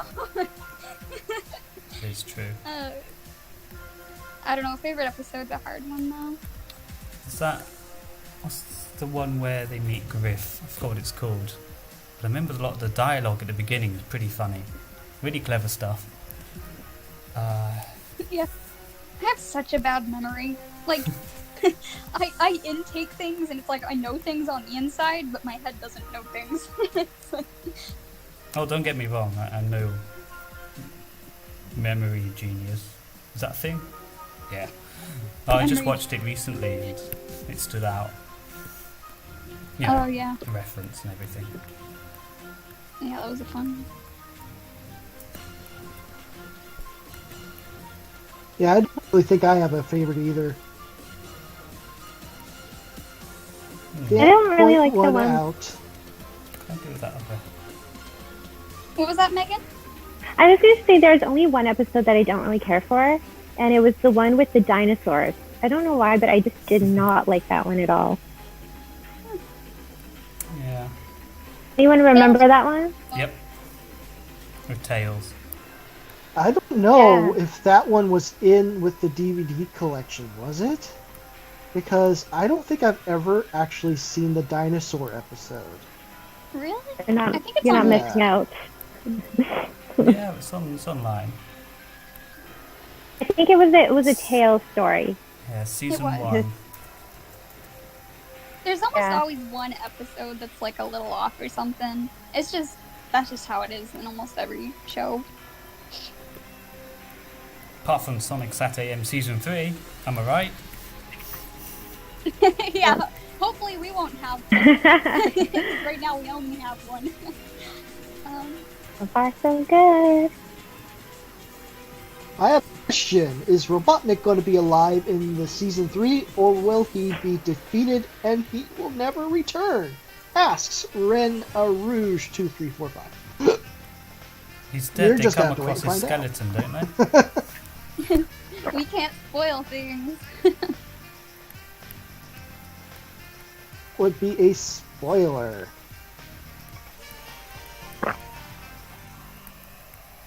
Just like people are trying to spoil the Sonic movie on Twitter. I was so excited when I saw Knuckles. I'm a big Knuckles fan, everybody. So when I saw that model, and it's right by where my mother lives, by the way, I was so happy. Yeah, she's like 20 minutes away. So yeah, I was just so happy to see what a fantastic job that they're doing.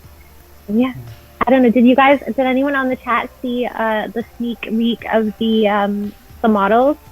What they're called, models? Yeah. Gears? Call them that.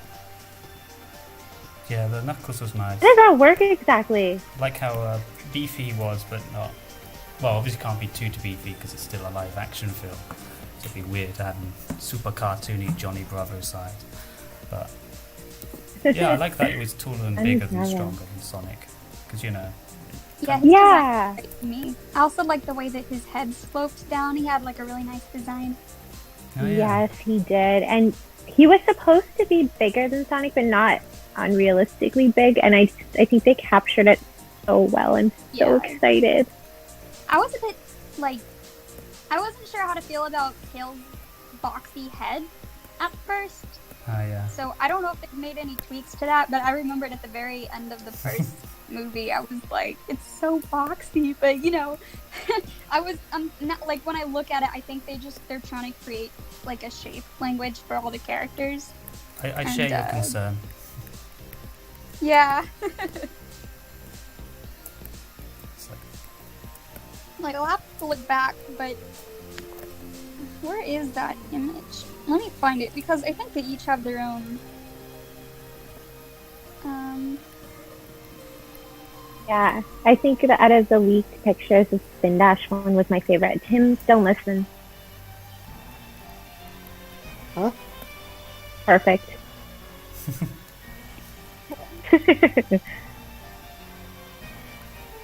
She's insulting you on live stream.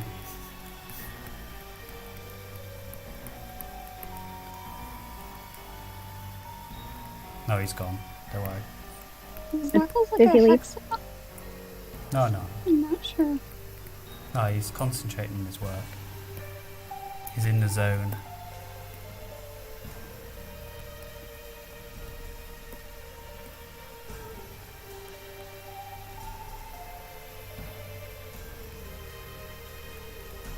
We're trying to make somebody look like they're hurt.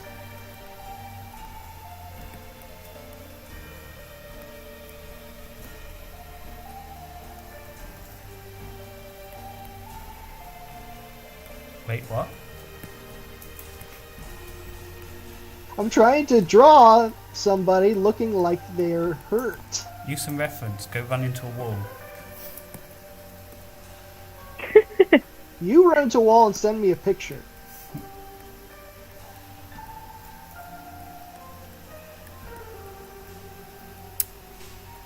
Nah.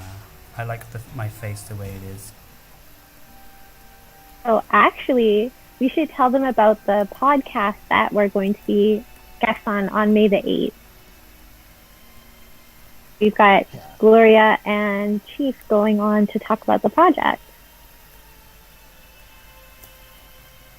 Right. And you can listen to us babble on as usual. Yeah, the neat thing is the host is from Japan. Sorry, Gloria, go ahead. Oh, no, you go ahead. I'm done. Oh, okay. I was just going to say, I think we're just getting specific questions regarding the production, so it's just like, you might find some extra information on it. Yeah, questions that you may not have thought to ask yourself will probably be asked and answered on that podcast, which will be May the 8th, I think between 6 and 7 p.m. PST, so Pacific Standard Time.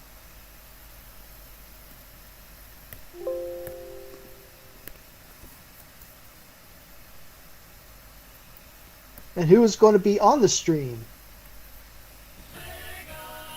The stream or the podcast? The podcast.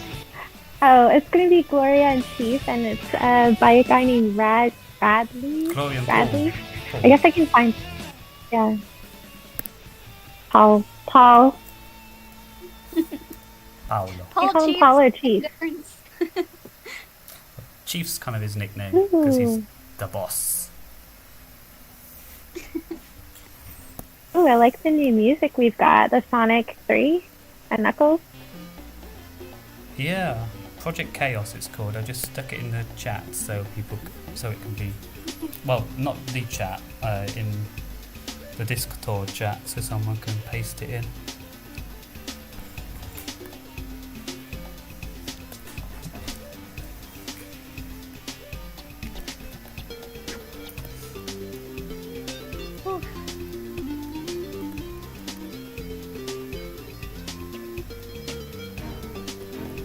Dude, Sonic Mania is like my favorite Sonic game. I love Mania so much. The animation makes me so happy.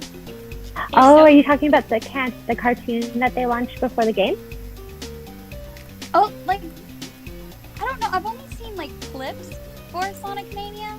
I assume there were cutscenes for the game. I guess I just don't know that much about it, but I always thought they were so appealing. Like, the designs are so cute and simple. I love them too. I love everything about Mania, and I love everything about Christian Whitehead and the Retro Machine. That is just genius, and we need to give him the respect he deserves. Need a Mania 2. What is your favorite Sonic game? My favorite is Adventure 2 Battle. I grew up with that game, and I enjoy it so much. I love all the ideas of, like, you know, the Chow world. Like, I wish they'd bring it back in a way, like, wouldn't it be so cool to have, like, a Pokemon Go, but, like, with Chows, where, like, you can walk around and collect things? Like, I don't know. It's silly, but I always loved the idea of the Chow world. Isn't it like Chow Garden? Doesn't everybody Yeah. love the Chow Garden?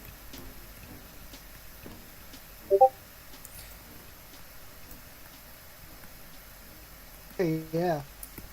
And like I said, Sonic Mania is my favorite. It's right up there. Yes,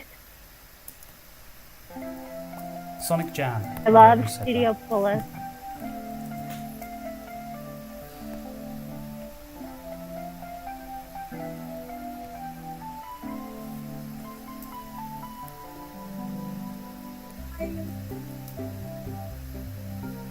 You shouldn't be, but I am.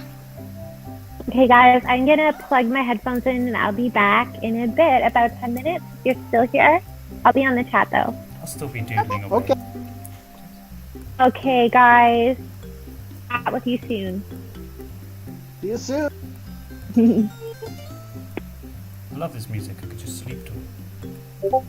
We lost Megan. We're completely unorganized. We're going to go into chaos. Explosion. Oh, goodness.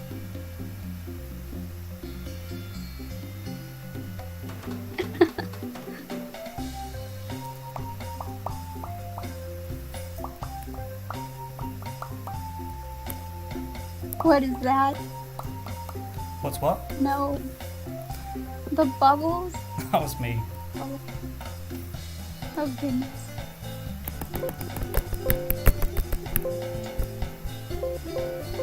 It's so fun watching you draw Bunnie, though. Oh my goodness. She's alive.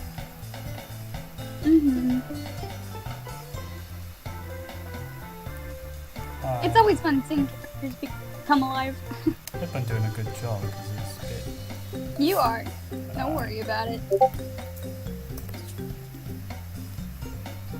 Excited for a stream that Nex wants to do with me. Nex wants to play a co-op Portal 2 with me on a stream. That's going to be fun. I should like to see your shenanigans dropping each other through portals.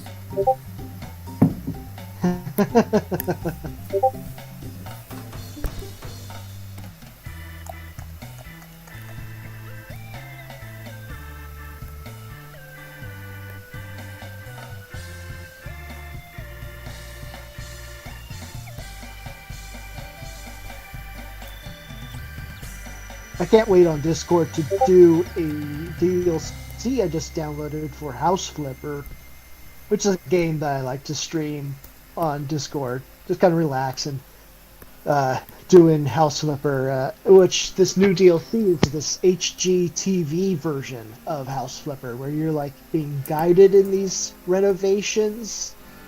I don't exactly know what it involves, but it should be interesting to experience with people.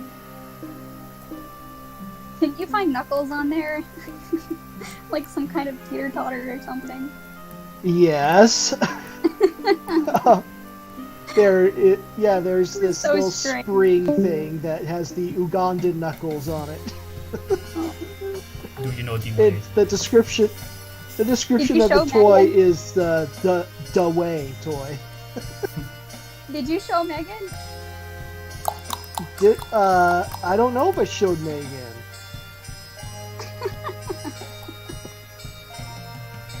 She'd probably get a kick out of that.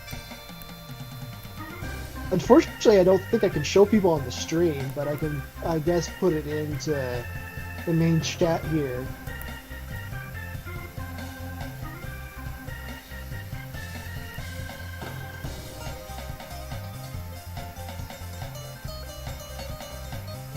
Here.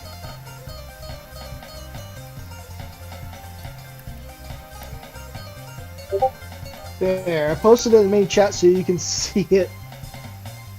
Oh, she said she saw it. Oh, okay. Yeah, so people, if you download House Flipper and have the Garden DLC, Ugandan Knuckles is in it, which is really, really funny. Oh, you say Ugandan. Interesting. I don't know how to say it. Well, I don't know if it's American English thing or whatever. I say Ugandan. Kenya.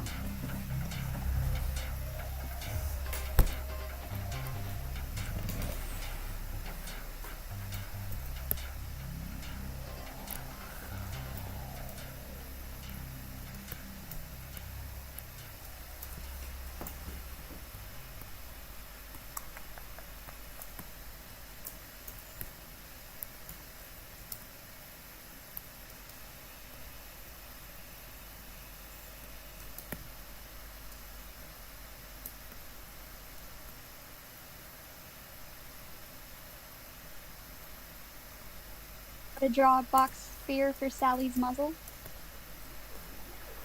Box sphere. Is that how you draw Sally? Huh? I'm just asking if that's how that Alex draws Sally, and that's his technique for drawing Sally. Yeah, it's always good to break them up into shapes. Let's see. I do simple. Jelly bean. Circle. Praying mantis arms. 6 legs. Tentacles. Usual. I'm storyboarding thumbnails with a leaky pen, and it just got all over my hand, and it's spread on the drawing. Oh. It's okay. They're just pen sketches. If I were to carry through them to the end, I'll put them up on my computer and clean them anyway. So it don't matter. I kind of like the leaky pen aesthetic. A great stream, guys. All of us are just sitting here drawing. Isn't that wonderful? This is our life. Yep. This is what I'm doing with my breaks. I'm drawing. Some break, huh? But I enjoy it. So.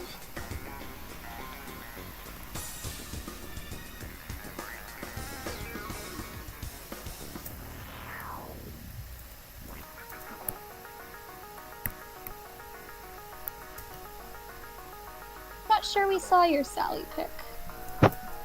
Which Sally pick? Oh my goodness, Keith, what is that? It's Is Sally. that a Sally mantis? That's how I draw Sally. Oh, goodness. Also, those poses are so nice. Oh, thank you.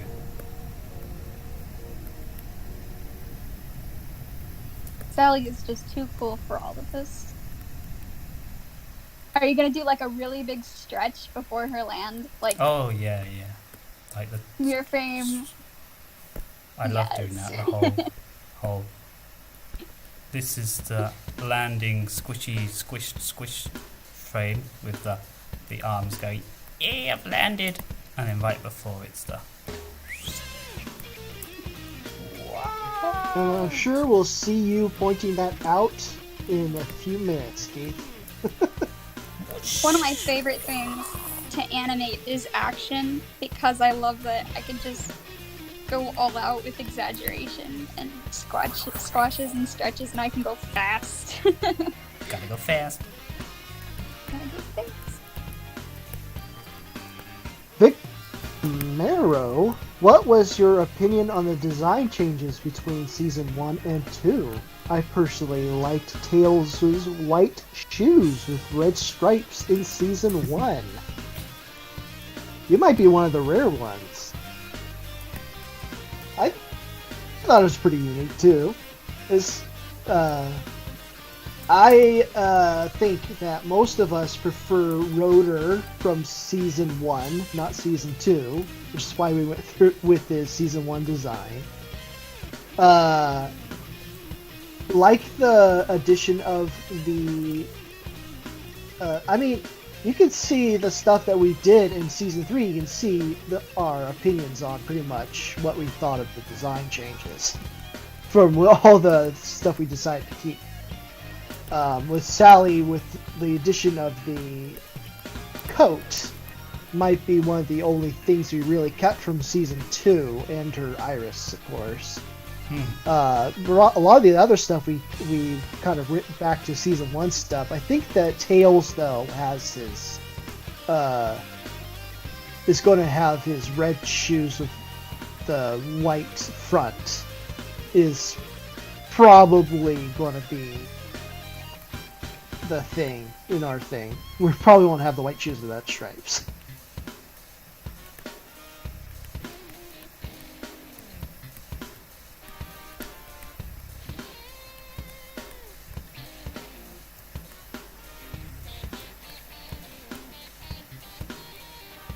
Does anybody else have anything to say about that? Designs? Yeah, I like them. Well, there's... And on Season 1, right? We were like that head shape more. Don't know. Yeah, I would say overall we're just mostly sticking to the Season 1 design with some of the perks of Season 2. Yeah, like a non-naked Sally. Even though Sonic's kind of naked and Tails and everyone else. I don't know, like, the jacket's nice, isn't it? Yeah, it's a nice jacket. The blue, it also like really complements her shoes. Antoine had a change in Season 1 2 also, which I can see when I was looking at the designs for Antoine, I could see why they changed it. They tried to simplify him a little bit, but we went back to the original anyway.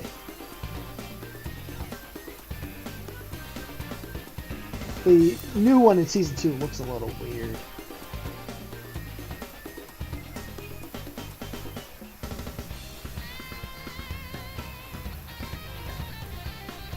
See you, Rena Rouge. Thank you for hanging out with us. Thank you, Derek. Derek says, I love what you're doing. Yeah, it's been a pleasure, you guys. Dirty Dodge, I have a question. Are you using the background music from the original show for the new season, or have you guys made your own music? Ho ho ho. Yeah, we actually have a new composer for Season 3, Chewy, Nestor, but his username is Chewy, his real name is Nestor. I think it's his real name, right? Nestor? Nestor, yeah. Can we say the surname, or...? I don't know his surname. I just know him by those two names. Estrada? Estrada. Okay. Estrada. Whatever. But he's awesome, and we were going to go with Mike Tavera, and he was great, but very expensive. And then Nestor came on the scene. So. Not too expensive, just out of our cheap fan meager budget. Right. But Nestor came onto the scene, and he proved himself to be absolutely amazing with the music. It sounds so 90s, storybooky, very Satam. So we decided that we were going to utilize him to compose the entire episode. So yeah, everything is new music in the episode. It's going to be awesome. I know it's going to be awesome. And for the theme song, it's going to be the original theme song, I believe. We're still kind of putting together how we're going to approach the theme sequence. That's kind of up in the air right now, so I can't really say what we're going to do with that yet. Theme sequence? Yeah. Opening the theme. sequence. Okay. Then. Theme song. Opening Yeah. theme. Not going to say anything. I'm back. Hello, Hi! back. Hi, Megan! Hi! Welcome back! Thank you. Yeah, I have to cut in and say that the post that we did from the official season 3 logo act that was produced for us, and I just absolutely love the work that Nestor did. Yeah, it was great. Honestly. Our spinning logo with the theme music on it. Yeah. Yeah. Nestor's music sounds a lot like the original show. Yeah, he's a real pro. So I'm sure a lot of you guys look forward to hearing that. I feel like I made it awkward. I'm sorry. I just wanted to say I love that. I love that logo. Oh, not at all. Yeah, we all love that. We're just It's naturally amazing. awkward. We Nestor- don't need any assistance. Nestor did an amazing job with that. We had an FX artist do that logo for us on commission, and then we gave it to Nestor and said we kind of wanted the original theme, but kind of remixed to fit in with this logo spinning. And he did the whole thing himself from scratch, and he did it perfectly.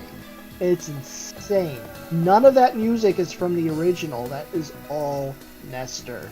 Yeah. It's awesome. So good. Done by ear as well. Paul's back.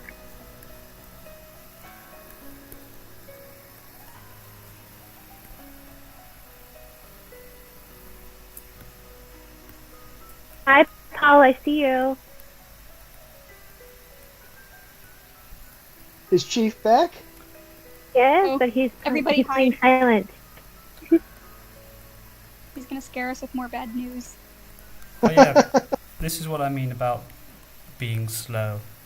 Normally, if for like a professional animator, or a competent one, they'd just be able to do one rough, and then they'd go another pass over it and clean, and or tie down, and that would be the tie down done. I'm not that confident yet, so I do like 3 passes. So I waste a lot of time on that.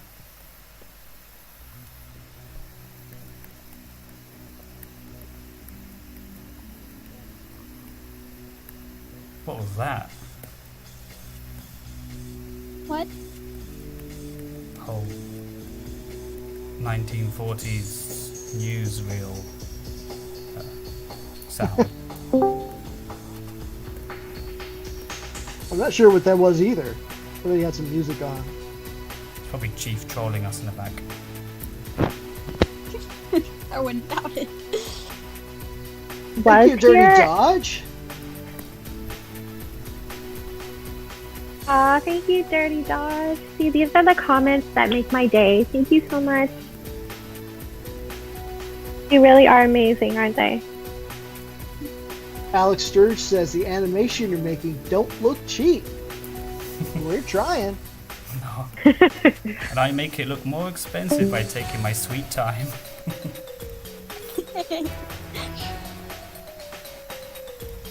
We definitely want to capture that original Satam look. We're trying our hardest to do that. Apart from, we're trying to avoid some of the scenes where Sally's got to distant, vague expression on and wobbles all over the place. And then where the eyes go Yeah, off. that one I sent you. With the head Are you just- guys talking about the trailer? No, there's some beautifully terrible scenes in Sonic Satam, which that have been drawn by, I don't know, probably sorry, let's see. Scenes drawn by people trying to get them done quickly, and they've got poor results and they're hilariously bad. Some of them. Oh, and that's from the original, like the actual show. Yeah. Oh yeah, there's a lot of examples like that in the actual show. Because it's really. Yeah, an Gloria ambitious mentioned idea. something about background. The inconsistency, like they don't remain consistent with their backgrounds. Like they look Yeah. different in almost every shot. You know what's interesting, guys? As somebody that's not an artist, and this is going to sound really bad, I didn't notice any of that. A lot of people don't. I mean, that's how they get through. It's like a lot of people don't typically pay attention to that, but it does make it harder on people like us who are trying to we're like, we want to make this look like the original thing, and then we look at the original thing, we're like, none of the original thing looks like itself. Yeah. Though I can understand it's a highly ambitious idea actually. I mean it's episodic, but it's also got this kind of big, grand, epic story, and it's all very cinematic. All the camera angles, the stories doesn't help with production value go down. It just makes it go up. So something's gotta crack under all that weight, and it happens to be reanimation, the drawings. It was we were trying to do the ref sheets, all those turnarounds. Yeah, it's fun. Wow, it's months of work on that. I literally was taking rulers to the characters and trying to measure them up to make sure that everything was accurate. And fun fact, he was still unsatisfied with them, so the ones that we posted on social media, he tweaked them to make them even better. Oh. Tim is like the ultimate critic of his own work. Yes.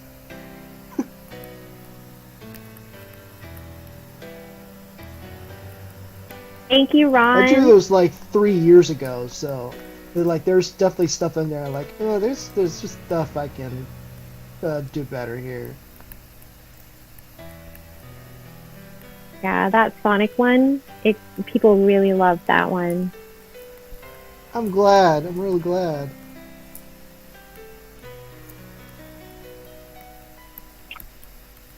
So we got a comment. It's an interesting one from Ron. This is what everyone does wrong nowadays. Not taking their time to make something great, but you guys are. Oh, thank you. Thank you, Ron. Really appreciate that. Yeah, there's no doubt that this team is putting their best foot forward. And for all the right reasons. Not because it's a job. It's because, it's a passion. Definitely not because it's a job. Yeah, definitely not a job.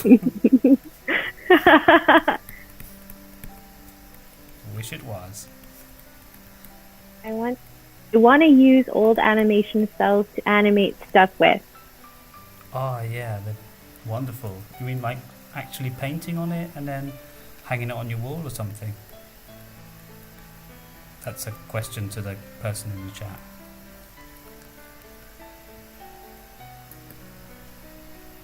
How did that old animation cell stuff work? Because I know you can actually buy on eBay the SatAM animation cells that they used.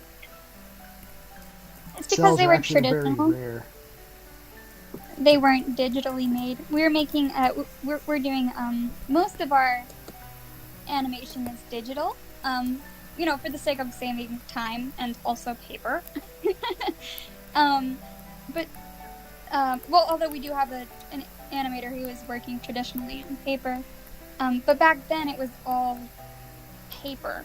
So, and then they would make a cell and they'd ink it and then color or paint on that cell. And so that's why you had, like, every frame was something physical that you could hold, whereas now we're working digitally. So that would probably be the big difference.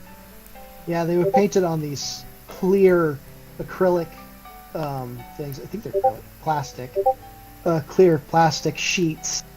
And then they would put the clear plastic sheets over a painted background. And those were the cells. That's why it's called cell shading and cells animating, you know. Disney company invented this piece of technology, a multi-plane camera. Well, where I've kind of drawn a little thing on my canvas, where the camera's at the top, right, and they put the backgrounds on different layers and take photos for each shot, for each frame, and then they'd remove one of the cells, which I was drawing, and put another one on and take a photo, and then create the illusion at high speed.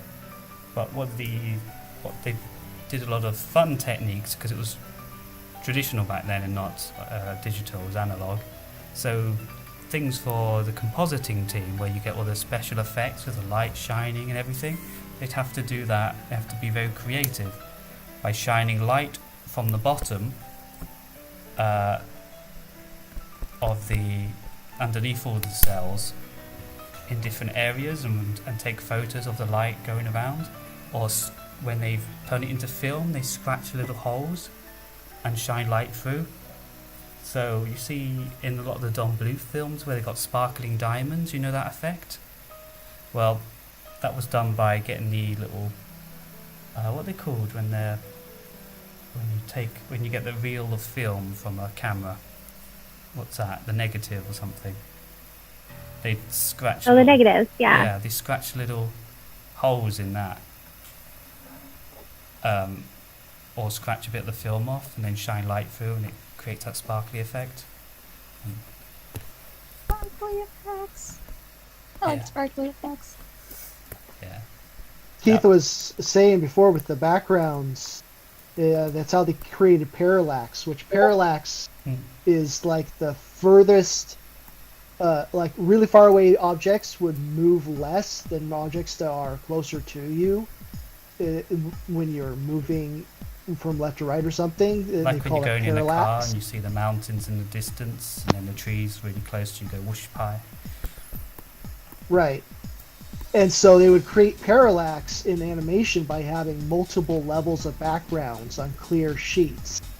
And they would like have these cranks, and every time they would move to the right in an animation, they would crank each background a certain distance so that the background was moving less than the background in front, and it would create this animated parallax. It does work, wow. Sorry. Hi. Oh no. Hi, Paul. Yes. My mic wasn't working earlier. I had to restart my computer, and Next is also chatting online, but he's not coming on mic, and I don't know why. Oh yeah. Oh, I'll get him in. I'll get him to slide in. Don't say anything, Tim. Oh, come on, Keith. It was fun last night. Wait, what?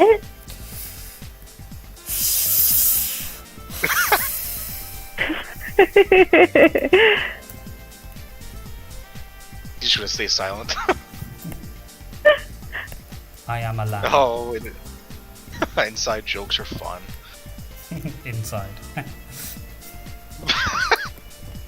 Okay, anyways. Are you guys okay? Stream. PG string. We had a really nice comment.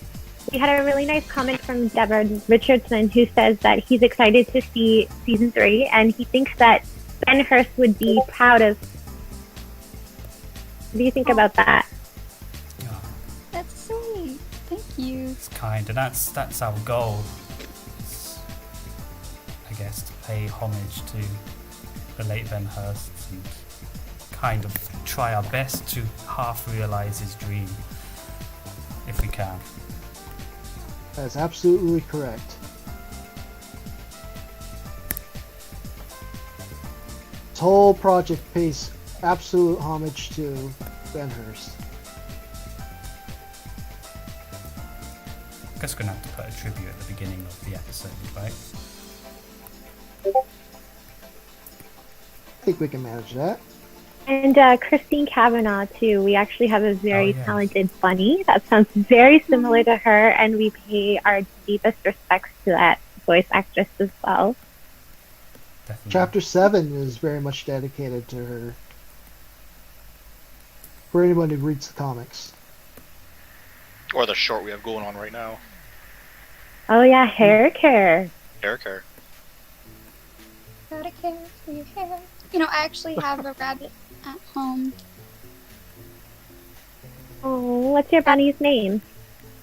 His name is Nibbles, and his name is very suiting because he nibbles on anything he can, including the Fingers, wall. toes.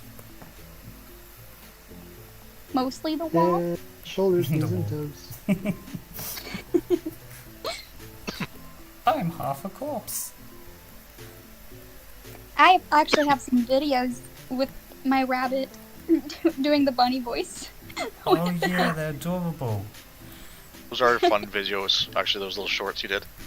I actually saw one of them, and I thought it was the cutest thing. And I cannot wait for people to hear your voice as Bunny when we release it, because it really is so fabulous. It really is. Thank you. Okay, the next question Gloria has to answer in Bunny's voice. Uh-oh. Oh, I was also gonna say, there was one, when we were first searching for a voice actor for Bunny, like, right around the time when I got cast for her, people on Discord were asking, like, who's Bunny, who's Bunny? And Paul was like, I'm gonna send you a video of Bunny, and everyone was like, oh, cool. And then he sent a picture of me feeding my rabbit, and you just heard this crunch, crunch, crunch, crunch, crunch from the rabbit. That was our first casting. And everyone's like, hey! And he's like, well, that's our voice actor's hand. And that is her rabbit. Yeah, he didn't. I do remember that. I remember sending that video and like, okay, here's our Bunny, and all it was just like the nibbling. That cracked me up.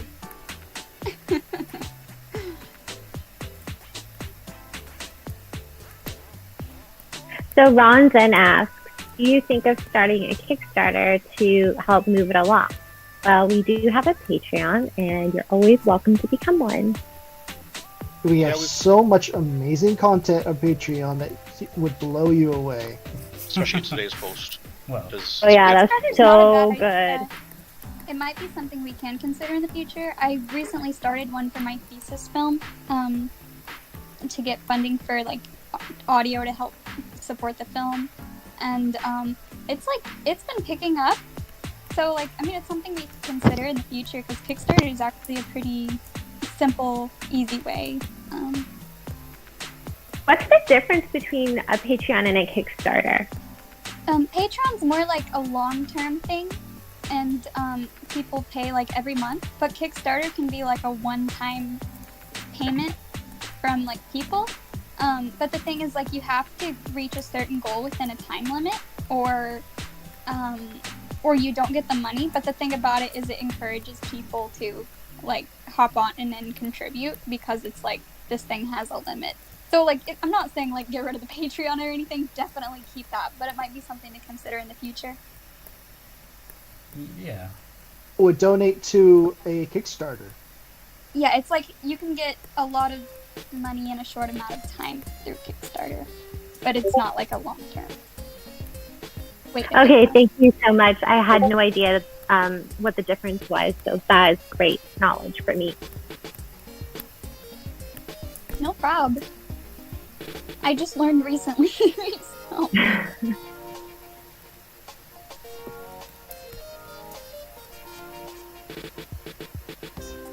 Bunny's face is coming together pretty good, Keith. Oh, thank you. Makes a good sugar. It's in the chat.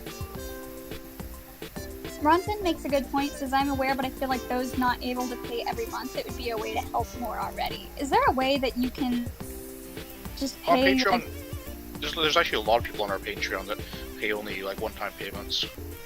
Well, there you go. Cool. All you Yeah, have to you do get- is go on, subscribe, and then cancel. It'll take your payment, and then it won't charge you for next month, but you'll still get all the content for that month that you paid for. So you get some benefits. That's cool. And then next mentioned, we do have a PayPal donation link on our website as well. We do. Yeah, we do. That was my thought Fucking exactly. you. I was like, I didn't remember that. Cool.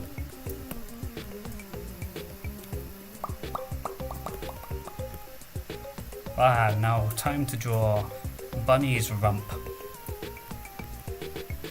Oh, fun. Man, Rabbit's rears are huge. I mean, like, I look at my bunny and, like, I notice design shape and things because, like, I'm an artist and I feel like its rear end is, like, the majority of its body. And I literally, like, the way that the bunnies walk are so cute because, like, their back legs are doing all of the heavy lifting. And it's like they reach forward, they use their front legs to, like, help with their direction, but their back legs are doing all the work, and it's adorable. Like, if you just watch rabbits, but yeah, all their weight is in their rear, like all of it.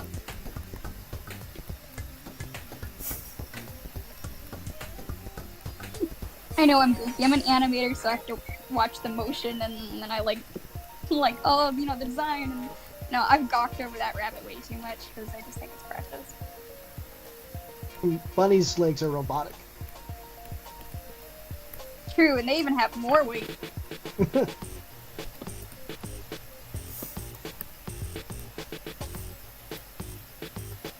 Sorry, from the future. Oh no! Oh no! Oh, we see it. No! It's a bunny. It's a bunny, yes. It's a bunny. That's a bunny. You know, it's funny because when I was younger, I never really cared for bunnies. Like, I never really thought about them. It's like, I don't know. I just wasn't. I didn't see the appeal as much as other people. But like, over time, I've started to really appreciate them. And part of that is like, I've noticed something interesting. A lot of my favorite films, like, and you know, shows and stuff, have to do with bunnies. Like, my favorite 3D Disney movie is Zootopia, and I also like really enjoy Roger Rabbit. And it hit me around the time I was like, I never really cared much for bunnies, but I'm like, why do I like all the things with Bunny? And you know, now I'm voicing Bunny, so it's just like, I don't know what my connection to bunnies are. But that's something that's fascinated me a little bit. Especially after, you know, getting one now. I mean, it's technically my younger sister's, but it's still wild.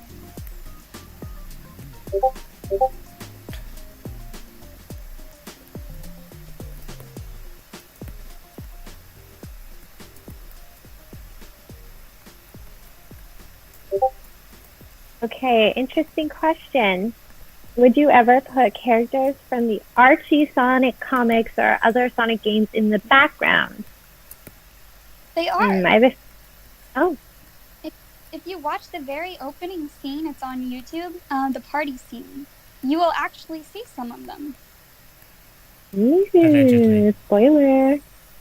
Yeah, go check that out. I mean, you're already on the channel.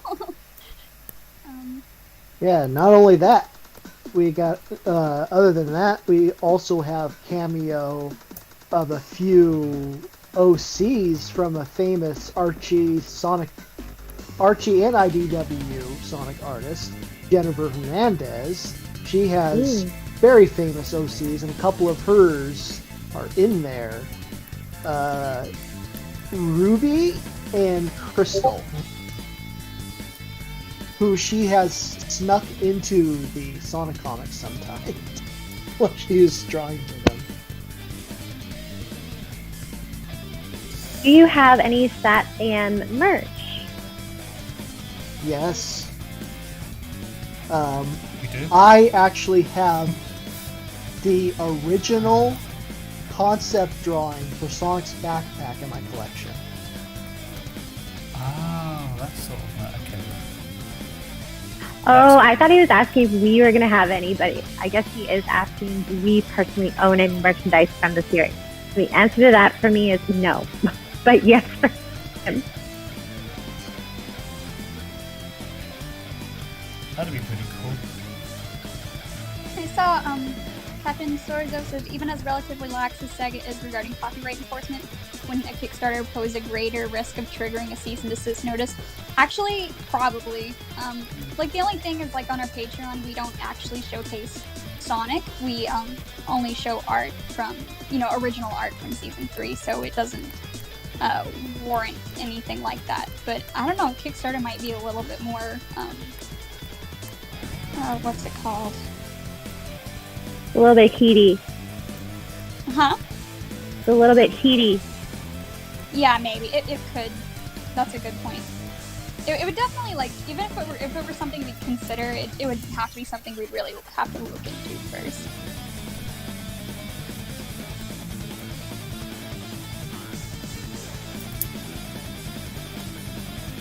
I like Bunny's pose. She's kind of cheeky. Thanks.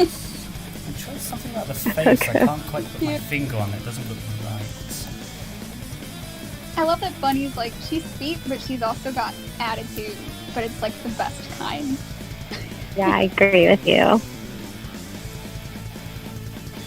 Bunny does not take any garbage from anybody, but she is the kindest person. I know. Her character. Absolute role model. And she's great with tails. That too. They're all pretty So I've got a question. So what can we expect for Tails' character development in the new season? Is that a spoiler, or do we have any clues? I would say that's probably a spoiler. Okay. I mean, he'll be in it. Well, that's great. I think it's fair to say a lot of characters get at least a little bit developed, like, because that's just how characters, like, if you want a good story, you have to have character growth, so, Mm-hmm. I'm gonna start naming these layers so I don't get confused. Uh-oh. That's one thing I always don't do. But, I mean, There's a lot of there- finals. Final. That's the thing, I don't name layers, I name files. I don't know. I probably should name layers. I don't know why I'm so bad at it. I wish you guys pointed it out sooner after I even noticed when I was...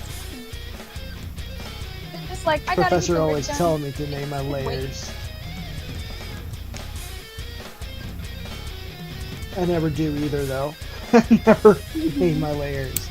I always do the turn off and on the layer to check technique. Yeah, one of This one, so this one.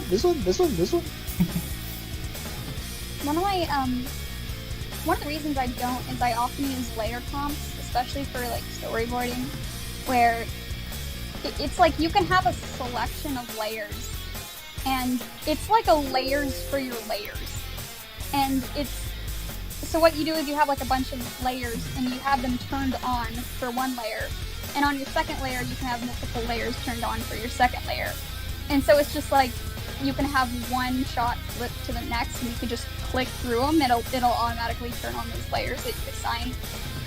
So layer comps, they're like super cool, and they're one of the reasons I probably don't need to worry about naming layers. Name them because there's too many things on the layers. Maybe. Like, Have we said layers enough? how could I name a layer when, like, the skin, that clothes, the eyelash, and that thing in the background and all in the layers? How do I name all that? Like, it's impossible to be able to keep that up. Layer random stuff 1. That's a good point. Now, when I'm layering in 3D, I name things, but it's kind of... You can put objects on different layers, 3D to render them out. In that case, you kind of have to name them because otherwise everyone's brains are just going to get wildly confused. So we have 2 more questions. Devin asks, will Robotnik appear and did you get Jim Cummings? I have Jim Cummings. These are both spoilers, aren't they? Yep. That's what I say, but that's why I'm throwing the question to you. Yeah, that's fair. I can. Yeah, the first part is a spoiler. The second part we can confidently say we do not have Jim Cummings because we don't have any of the official voices. None of them. All of our voices are from independent voice actors. Okay, and then our next question from Alex is, so are you animating the thing on the one background, or are you going to make something crazy? Well, this is one background. You see these orange rectangles? Let me just get it here. These are called field guides, and they show the camera where it is, where it will be. So this is the first one. As Bunnie throws this piece of debris at the let me see, at the turrets over here. So that's the composition. She's on the right, and then the turret's on there. I think I'm gonna we're gonna have the field guide start a little bit more right, and as she throws it, it moves left. A bit of debris, and then the camera's gonna move up through the background when Sally comes flipping in, and then it's going to come back down here where she lands at a Dutch angle. I'm going to rotate the background and everything, the characters, well, just the camera, as she lands. And I'll show you what that looks like actually, because I'm going to get up the Gloria's wonderful animatic. Give me a second. So you can see what the scene should look like. Oh yeah, this is the previous scene. Of it's another Dutch angle, but looking up at Sally in perspective as she's twirling the bit of door. What is it? We need a prop design for this thing because I've just got it as a flat rectangle. Yeah, the door. It's a door. Okay, I think we need a little quick prop drawing from you if you have time. Yeah, that's a good point. We haven't done that. Well, we can probably dig up some references of other doors in Robotnik's face. Oh wow, I love that angle. So cool. Yeah. Perspective. It's a pain, but it looks nice if it's done right. That sums it up. Yeah. Carlos did a great And job. give you an idea, guys, every one of those boxes is 4K.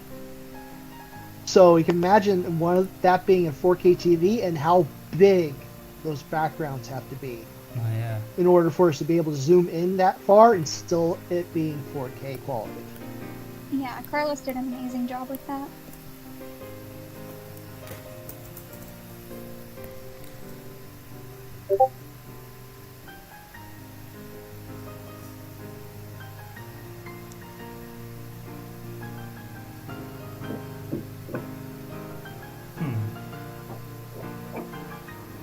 Ooh. Next asks, so why is it called a Dutch angle?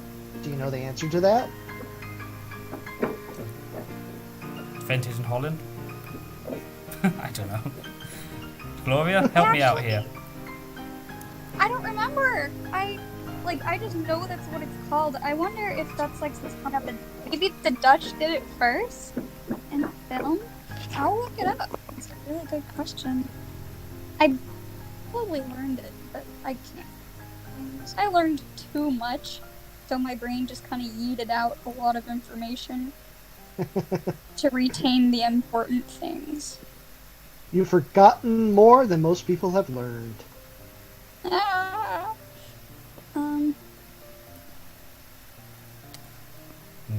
Nope, nope.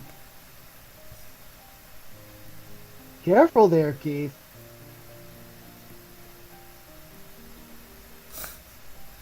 What you trying to do over there? I'm trying to. Let me just open it in QuickTime. Okay. Oh. The Dutch angle, also called the Dutch tilt, and canted angle, oriented with German filmmakers during World War I, when an Allies naval blockade prevented films from being imported to and exported from Germany. I wasn't expecting that, to be honest with you. No, I wasn't either. It's German expressionism. So it's like it's their stylized shot. So I think they were just the first to do it. And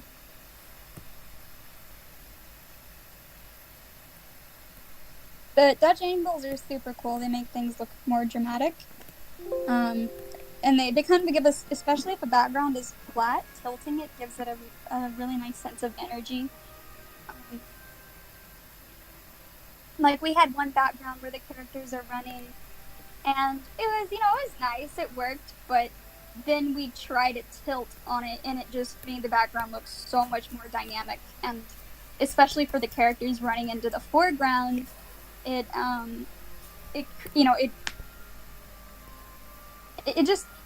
felt more, I think the reason it gives it more energy, it's like, when you have straight lines, they often feel very stagnant.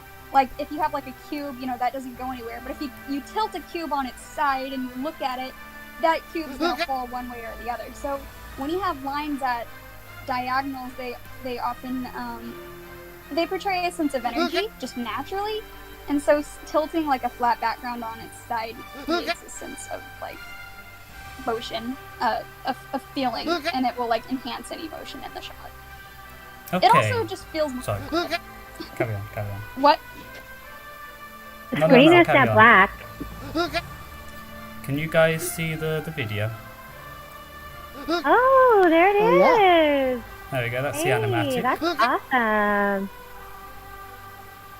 Can you do it one more time? Okay, great. How about that? Oh my goodness, next. I wish. What's he I wish I saying? could store information in my head. My memory's awful. Oh, like when the autistic So that's the salon from animatic London. that Keith is animating right now. Gloria made this animatic.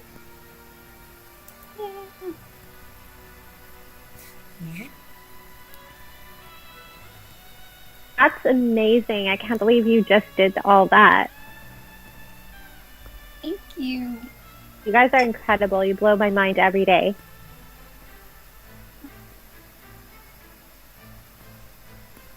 Yeah, the animatic took a long time to do. It took me like, I think I worked on it about a year's time.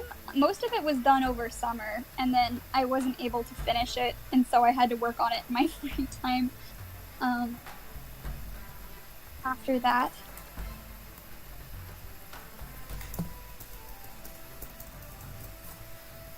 Yeah, she was doing that while she was doing her intense college work.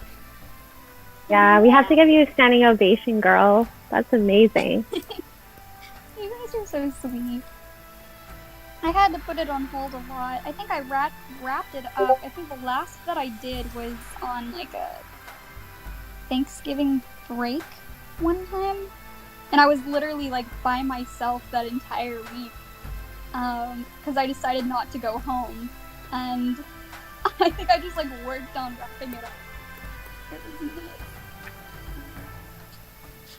And I did like another past ending, I think. I don't know. It's a lot, but it's there. It's done. Technical question for Photoshop. I've just made it full screen.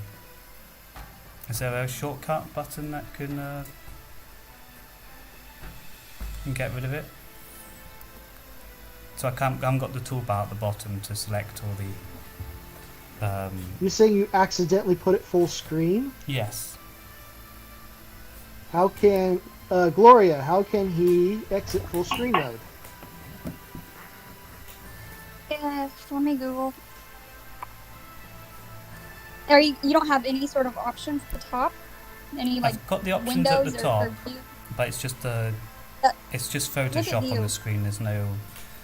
I haven't got the toolbar at the bottom where I can select my internet browsers and everything.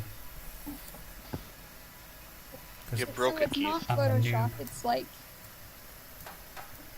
No, it's F4 No, now. our Tab. playlist is gone.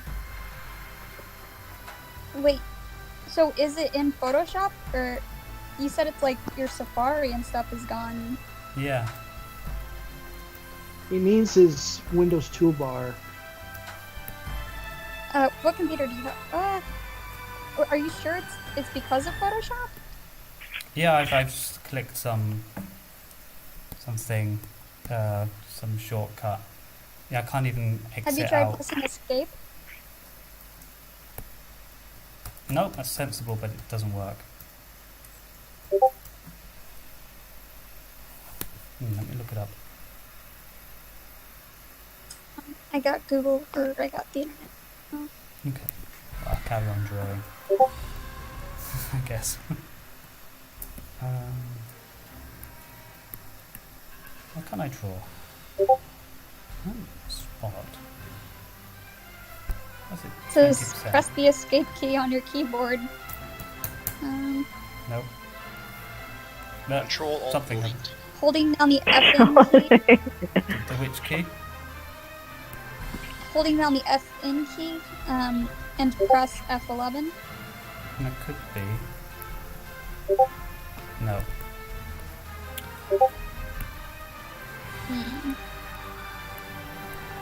Should I press F?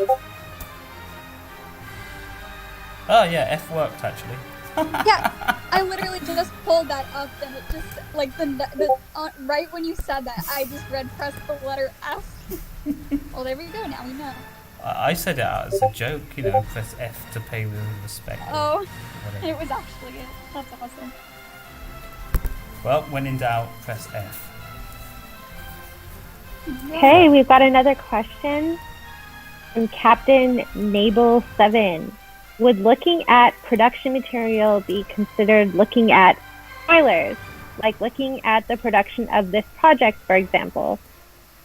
Some of it would. It would definitely be spoilers to a certain extent. But yeah, we're being careful I mean- not to put too many spoilers on there. I think Yeah. it kind of depends on what kind of material it is. Like, if it's characters and turnarounds and stuff, I wouldn't really consider that spoilers. Some of the backgrounds I wouldn't consider spoilers. Some of them I probably would. But in a lot of the stuff that we release, or like in some things, we have like parts of it removed, so it's not like entirely a spoiler. Because we try to keep things relatively trying to- vague. Not show spoilers. Would you consider our Patreon kind of a spoiler? All the Okay. stuff that we include in there? I'm gonna just give a shout out. So, myself and Gloria are actually going to be on a podcast, next month? May the 8th? May the 8th, and it's going to be where I'm going to post a link to the guy's YouTube here. Be able to try to check him out. He lives in Japan, so our time zones are definitely not cooperating, but yeah, we're going to a podcast with him. He's going to ask us some questions, and He it comes should from be the fun. future. So, so when we get closer to that date, I'll see if I can dig up a link to the podcast, and we'll go from there. Yeah, I am so excited for this podcast. I organized it for them, and I cannot wait. I cannot wait. It was really hard with 3 different time zones, all radically different. Yeah. And Gloria's got her final exams, so, or is it final project or exams? What would you call it? Oh, well, it's my thesis film is like the most important thing. The other things are just kind of like, something I have to wrap up. So, Yeah, so we tried to coordinate this through 3 time zones that were radically different, and then Gloria's crazy schedule. So thankfully, we were able to get Gloria available for this. So guys, make sure you tune in. This is going to be so epic.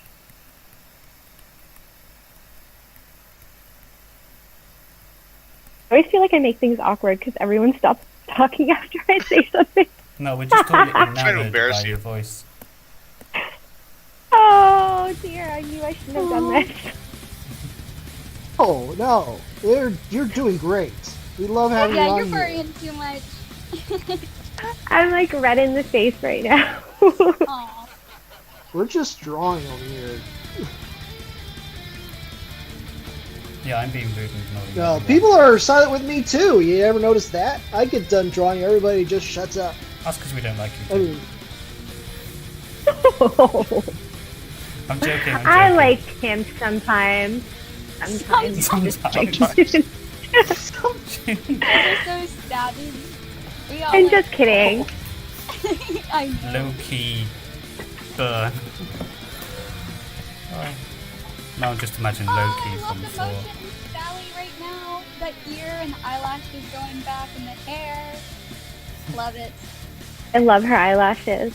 They're I so know. pretty. Yes, so they make that sound effect. They do. If your eyelashes don't, you need to buy new eyeliner. Yes. That's the sound logic. It's the Italian craze. All the Italians are all over it. I'll just jump in Actually- here, guys, to let y'all know we are approaching the 3-hour mark. Oh, we should get going then, eh? I'm speeding up. I just want to finish this scene. Finish this thing. Did you hear that Laser Canadianism there, guys? I said the famous A. A? eyes. Okay. Actually, the funny thing is out west we don't say it, but ever since I've been out east here, I've picked it up. I find myself saying it, but I don't say it like a whole lot. But yeah, you're back east, so good luck with Yes, I picked up that, and I picked up a boot and Kathy.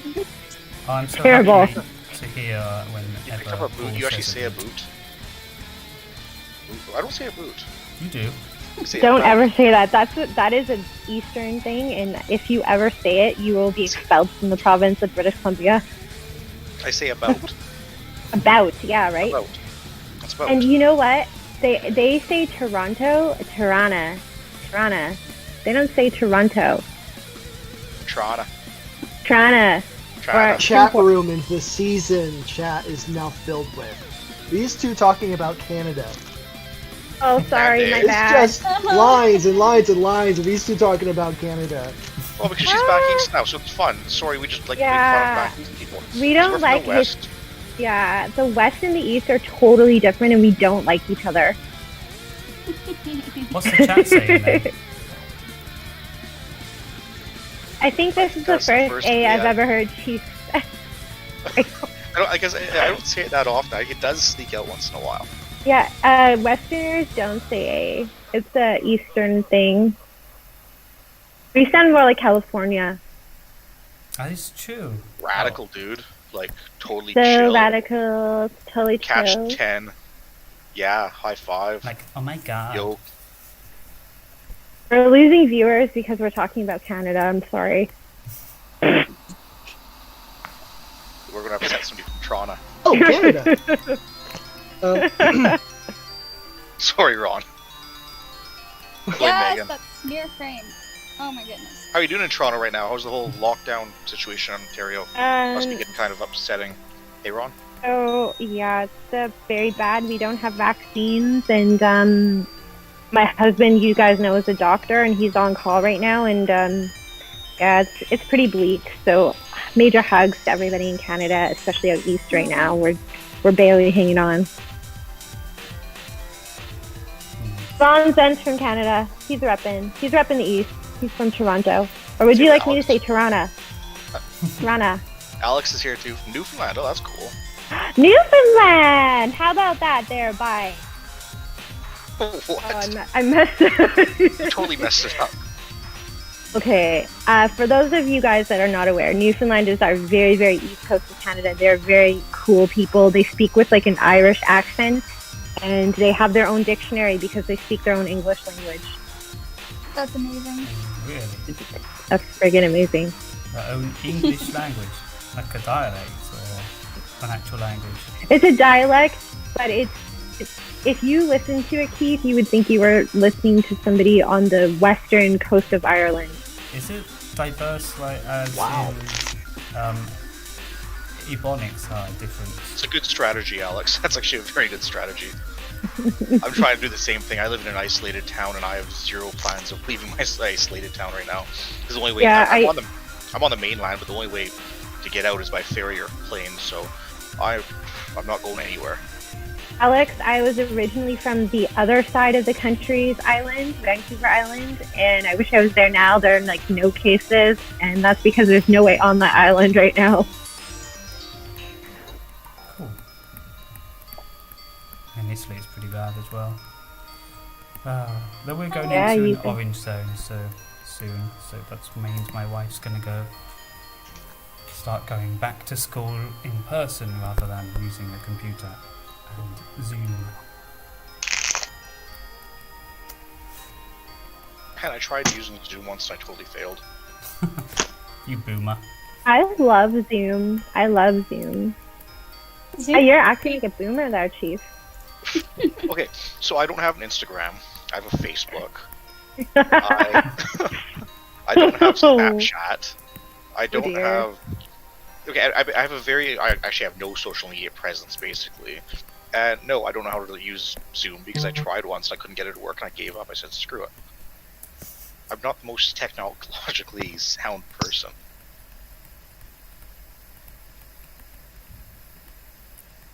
I mean, like, if I could, I would go back to the old... Give you a wrench and a give me a wrench chainsaw. and I can mechanic stuff, I can build stuff, I can't do it on a computer. Everybody, I would like to say that Chief or Paul is our real life rotor. He inspired the character. Yes, when I was 3 years old, I totally inspired the character. Oh my goodness. He was born with a wrench in his hand. Are there any questions That would in have hurt. the chat? Not me, but... Or nice comments? Not really. We kind of sidetracked with the whole Canadian thing, and now people died off. Probably my There was a fault as question Okay, of what happened to the first video we uploaded to the channel. Oh, wow. that okay. We missed that. Okay, yep. Hey, Vertivox, and first of all, you know I chat on IRC, so, yeah. Chief is a closet TikTok superstar. What did happen to the first video? I think that we took it off because we want people to focus on our new work. But I think Chief actually has an answer for that. Yeah, no, it's still on YouTube, I just unlisted it, so it was the concept of the video we made up, oh, man. When we first sort of tried to do the animation thing, this is back in like 2014, 2015, we sort of got that video made up, went down to Comic-Con, which was awesome, San Diego Comic-Con, showed a bunch of people the video, and a lot of people loved it, but it was just our proof of concept, like, hey, if we do this, how much support can we actually get? And then, go by 2 years later, 3 years later, then I finally started to assemble more of a team and going, okay, we know we have the support, let's do this right. So, this is us doing it right. Yep, that's pretty much it. And yes, next I do closet makeup tutorials. That's like the thing I love doing. I wear so much makeup all the time. Speaking of weirdness, I'm feeling... People at the garage look at me kind of weird, you know, I got like doing some stuff and revalving some propane tanks. I get upset when my nail polish just like, yeah, it's horrible. It's absolutely horrible. Yeah, I'm feeling a bit weird myself at the moment. I'm drawing Sally's crotch. It's kind of weird. But you do what you have to get this production done. Yeah. See the sacrifices we're making? Yeah. Keith has to draw a crotch. I have to wear makeup. It's horrible. Speaking of amazing art, did everybody see our social media post today from our promo poster? That was, I believe, drawn by Tracy Yardley, and then who was it colored by? Draw Lover. Draw Lover Lala. Yeah, what a great image. We need to probably edit that post because I'm not sure we put Drover on there. I did actually after, once you guys told You me. did. Okay, because I didn't My never sincerest see- apologies.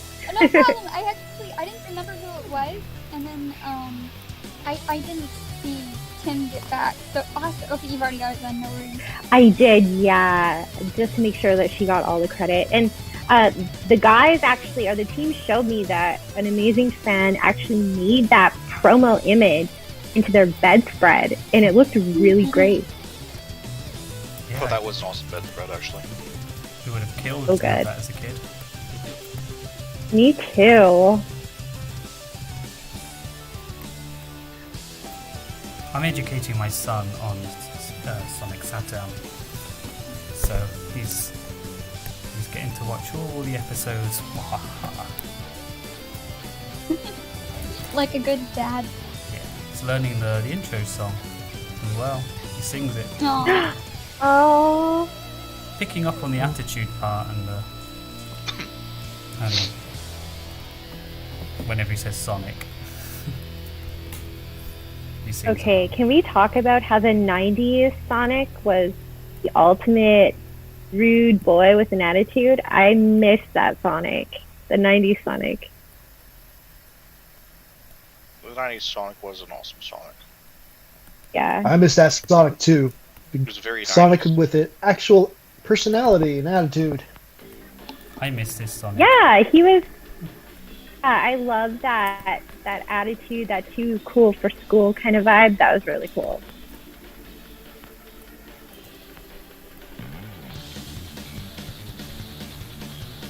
But I think the 90s are back. Like, everybody's wearing 90s clothes, and I feel like we may get that attitude back. They'll be fashionable again. That's true. At the school I was in, working, a lot of the girls were wearing, well, it's more like 80s, 90s fashion. You know, those really high jeans. Oh, that go I'm up to wearing the past your belly button. high-waisted mom jeans. Yeah, high-waisted mom jeans, Levi's 501s. I'm wearing those. Like, love them too. They make everyone look great. I can't help but wonder if other like media that's coming out is influencing that, like WandaVision. Because like I think a lot of people like all the outfits, and I feel like a lot of people might have seen that and been like, I want to wear something like that. Like I don't know, I just can't help but wonder. Yeah, I don't know what changes fashion, but I'm loving it. I'm really enjoying this new 90s, 80s fashion that's come back. Oh, I Am Meme is back. I'm so terrible at fashion. Like I always made my own fashion. Like I would just always wear whatever I thought was nice or was cool. But like I never like understood the trends. Like that was just something I never really cared to follow. I don't know. It was just although when I was like younger, I guess I was often just not into things that were considered popular. I was so I don't know. And that's It's why just- you're an artist. You're unconventional and interesting. Although, to be honest, I had a lot of outfits that I wore. Like, I wore certain outfits in high school, and one of my teachers actually, like, complimented this. She said that she always liked the outfits that I wore.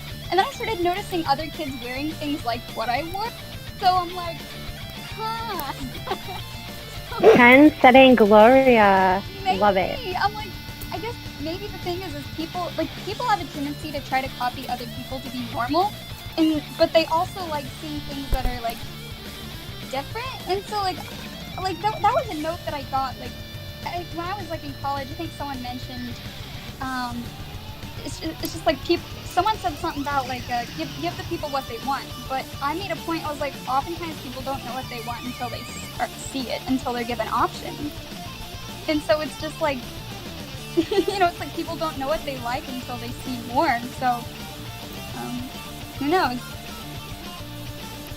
Alex Surge says that you're a hipster.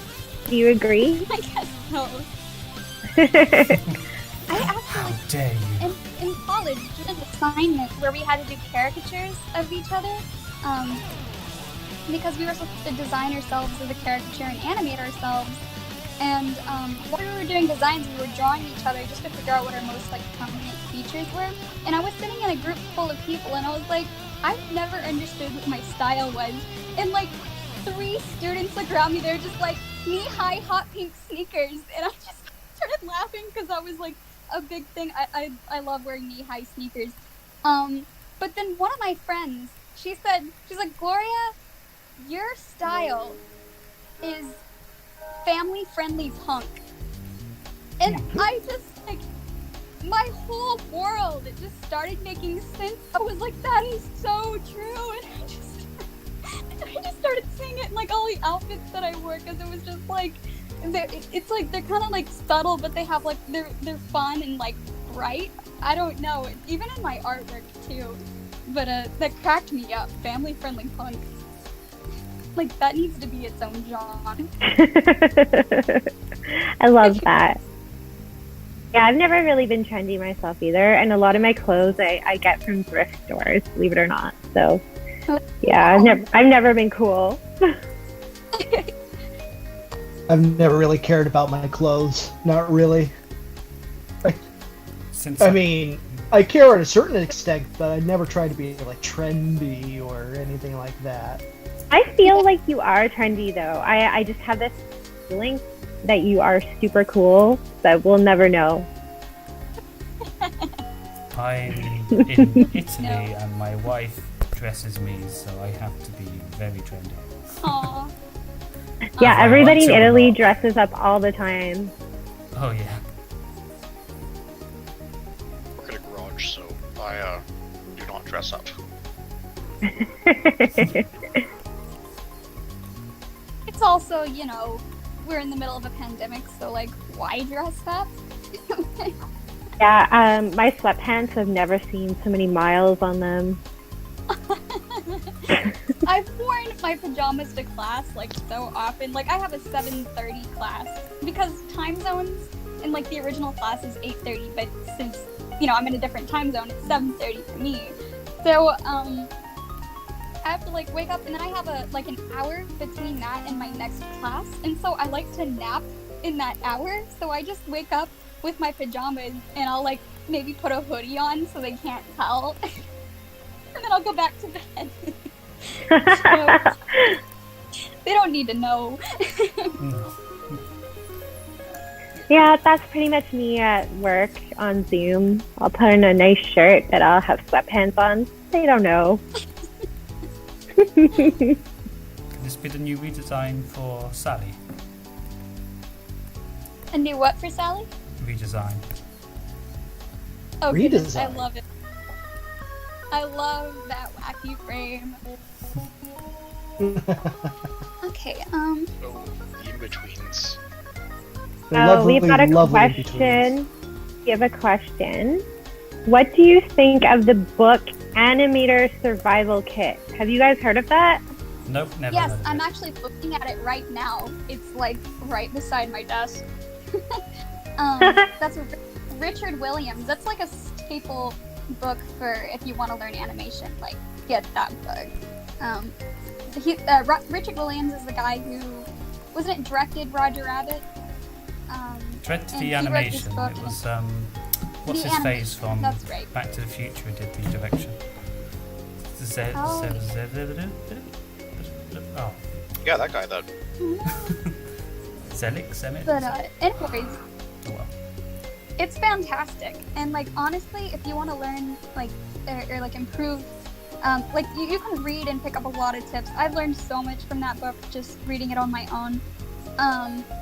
But I've also, when I was learning animation, I copied a like a horse gallop from it, and just to learn how it was done. And, like, I don't think I could have ever really attempted that well without that book. But it, like, because it has, like, a lot of animation frames in there that you can copy and practice, but also just study.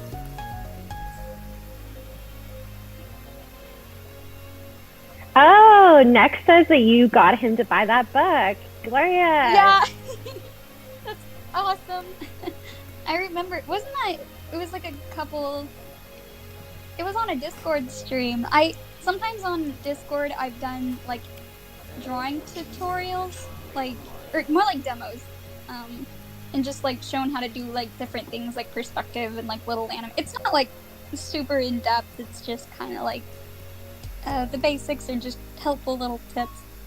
So that's fun if you guys ever want to come join on those. I don't know if when I'll do another one.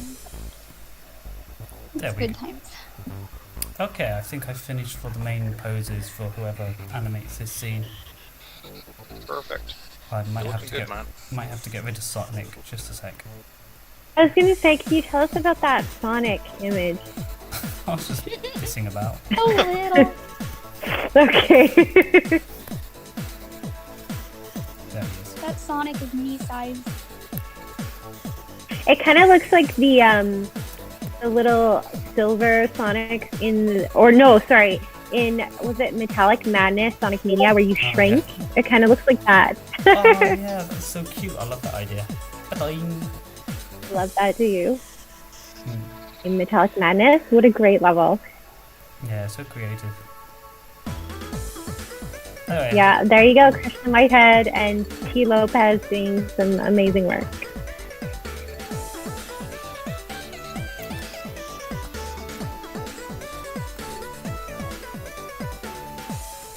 You could put a little more curve in Sally's leg, like the stretched one, like the stretch one. just like more of a, huh? This one. The stretch, like Oh, the stretch. The stretched one! Yeah. Not the stretched one, I just the find it looks better stretched one. as a stretch. It didn't as work. a straight, sorry. Or okay, What's I guess that, like a Tim? straight on yeah, this side. straight typically does. William. It prepares it for the bend. Just my mind rambling. Oh, you mean stretching her when, on the fall? No, like when her, right, when she's going down, like if you could, I wonder if you could pull the bend of the leg out to the right just a little bit. Oh, Like, pull the no, knee. I think that would take from it because it's quite a straight. Okay. Maybe, I don't know. Let's Yeah. see.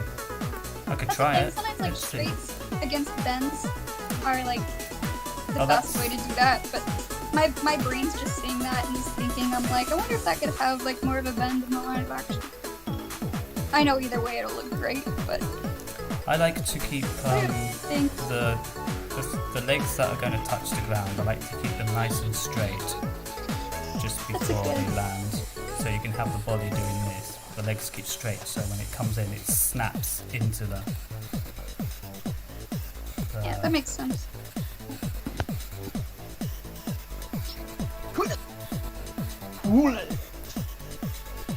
What's that?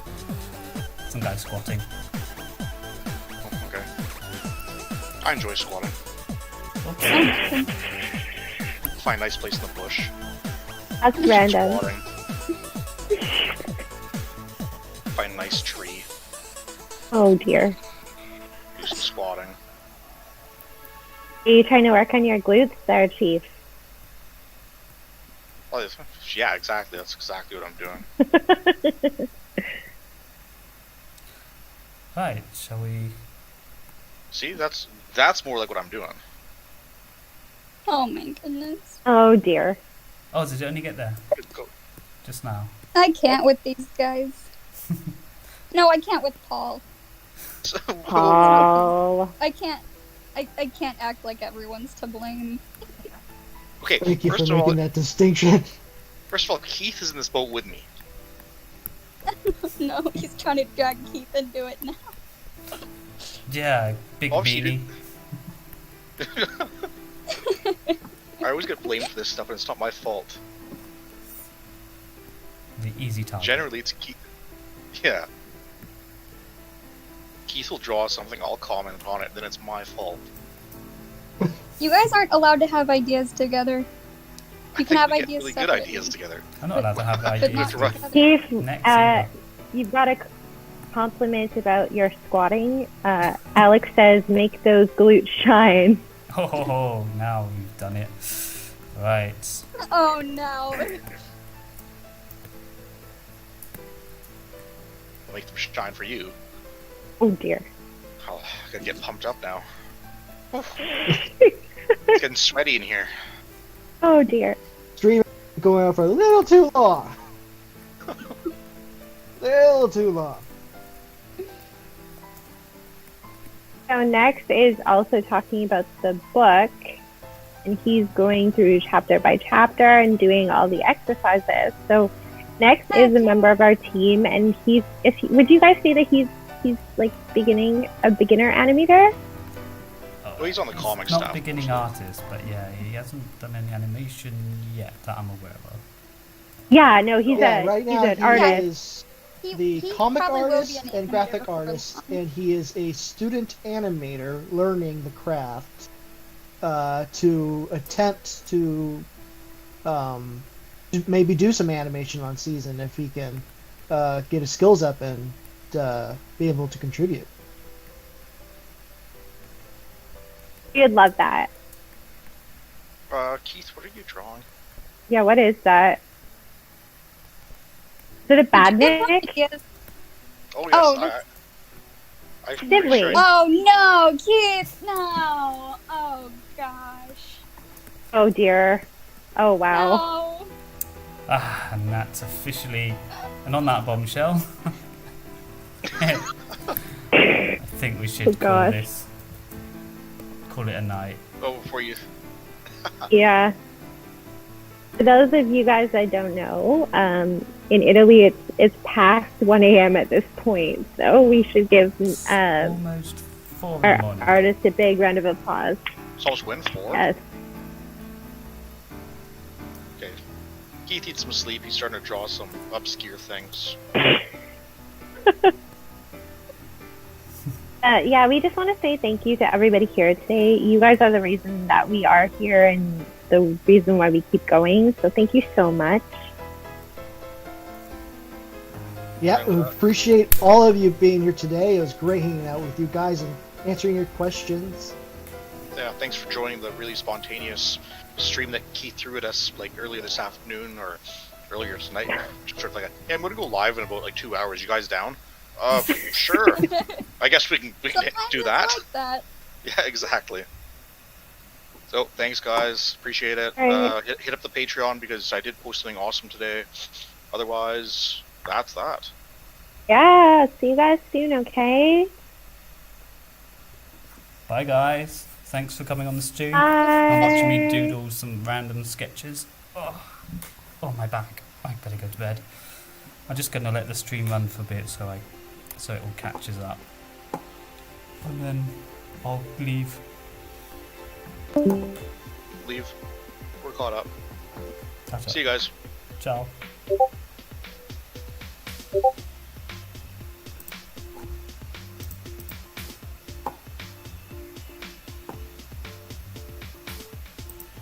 Bye.